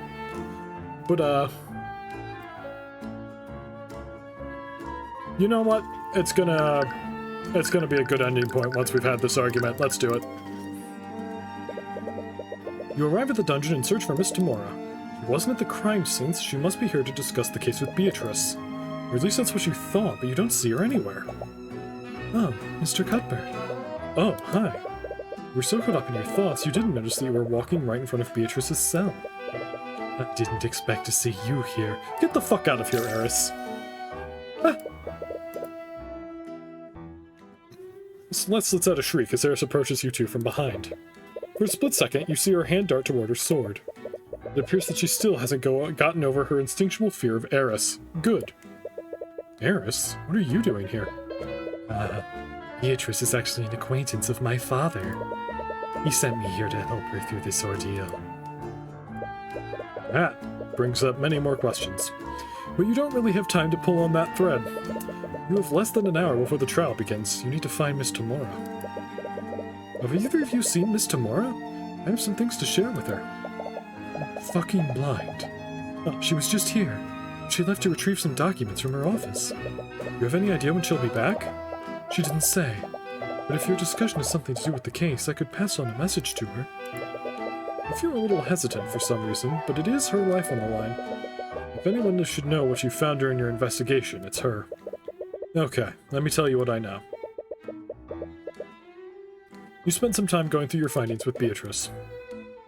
From your list of suspects to the possible motives behind the murder. You notice that with each revelation she becomes more uneasy. The idea of someone framing her must be stressing her out. Right in front of Eris, this is the best entertainment I've ever had. Yeah, I'll bet she's acquainted with your father. Wow, Catnip! I see. You've certainly been very thorough. Yes, but I still have no concrete evidence that points to anyone. We underestimated him. If he reveals these findings to Prince Aster, he might suspect something. Sorry, I was just deep in thought. And you were able to catch one of those thoughts. Beatrice, I'm sure you're aware that Prince Aster has your best interests at heart. I know. Even though we haven't spoken for the last 5 years, I still consider him a dear friend. And I suppose you have no interest with me sharing these findings with him. Of course not. This is bad. Even he wouldn't support us if he knew that I was involved. What was that? Her thoughts just said she was involved. Did she actually murder her father? Is something wrong, Mr. Cuthbert? You look a little pale. Beatrice was actually behind this? But how? She wasn't. Lock the fuck in, dumbass. I'm just gonna move on. Yeah, you must be taking her thoughts out of context, that's all. Yes! Mr. Cuthbert, perhaps you should get some rest. You look dreadfully tired. You think very carefully about what to say next. There's one way to get a certain answer through the eye, but if you're wrong... Beatrice, you weren't actually involved in this, were you? Tyrion? You see her gaze narrow in response to your question. Once again, she claps her hands together. She's clearly trying to stay calm. Do you suspect me now, Mr. Cuthbert? You didn't answer my question, Beatrice. As if I'd need to justify it with a response. But no, Mr. Cuthbert, I was not responsible for my father's murder. At least, not directly. I was technically an accomplice. Accomplice? Did you work together with someone? Cuthbert? But Miss Tamora? The mentor seems to have sensed the mood in the air. She raises an eyebrow at you. Miss Tamora, can I speak with you alone for a second? Okay? What's wrong? Is everything okay? Mr. Mora, Beatrice, she actually did murder William Frege. Mr. Mora's gaze narrows. Her eyes dart around the room to make sure the guards didn't overhear you. What are you talking about? How could you possibly know that? I used the Eye of Horus on her. She conspired with someone else to orchestrate William Frege's death. Have you told anyone else about this? No. It's not as if they believe me anyways. You're the only other person who knows about my abilities. Okay. Just stay quiet about this for the time being. Anyways, I need to get ready. The trial starts in half an hour. What? You're not seriously going to defend her, are you? Of course I am. I'm her attorney. But she's guilty. I saw it. Look, at this point, I don't know what you saw. You think I could just abandon a client minutes before a trial? No, but it's not for either of us to decide who's guilty and who's not. Everyone has the right to an attorney. Our court system needs a defense attorney and a prosecutor to keep things fair. More importantly, you had no right to use the Eye of Horus on my client without my permission. What? But I don't have time to argue about this. We will be talking about this later. Before you have a chance to respond, Mr. Mora walks away. Celeste sees both of you and awkwardly approaches you. Hey, Tyrion? Is everything okay? Celeste, I think Beatrice was actually behind this. What? You don't blame her for not believing you. It's not as if you can tell her about the Eye of Horus. Although, why haven't you told her? Alright, I believe you. What? You wouldn't say something like that if you weren't sure, right? But if what you're saying is true, what do we do now? You think long and hard for a moment. I don't think we need to do anything. What? Steelwind is handling the prosecution, and she's definitely no pushover. If Beatrice is truly guilty, I'll have to trust her to get the job done. Either way, I don't think we're in any position to get involved. Is this the fight that happened in the flash forward? Yes. Alright. If you say so. It's really none of your business. You have no stake in this. You're not obligated to do anything. You've done everything you can. It's in their hands now. Steelwind fucking died. It's none of your business. This isn't your fight. William Frege was a tyrant and a bigot anyway. He's a noble who did nothing but steal wealth from the common folk. The world is better off without him. It's not as if you didn't try. All you have to do is wait for the trial to run its course. Objection!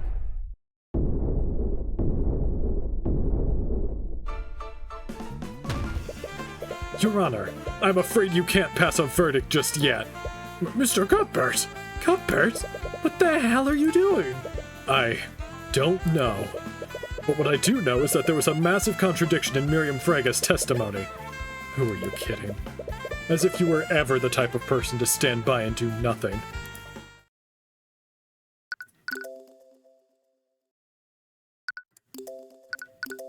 Well, chat.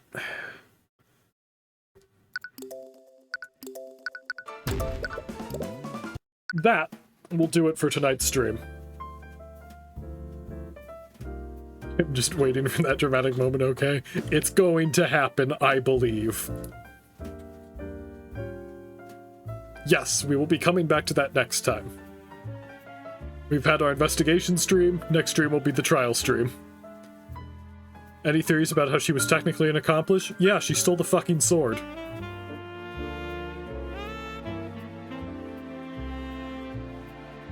Obviously. Lock in Tyrion. I do think we've more or less solved the vast majority of this case.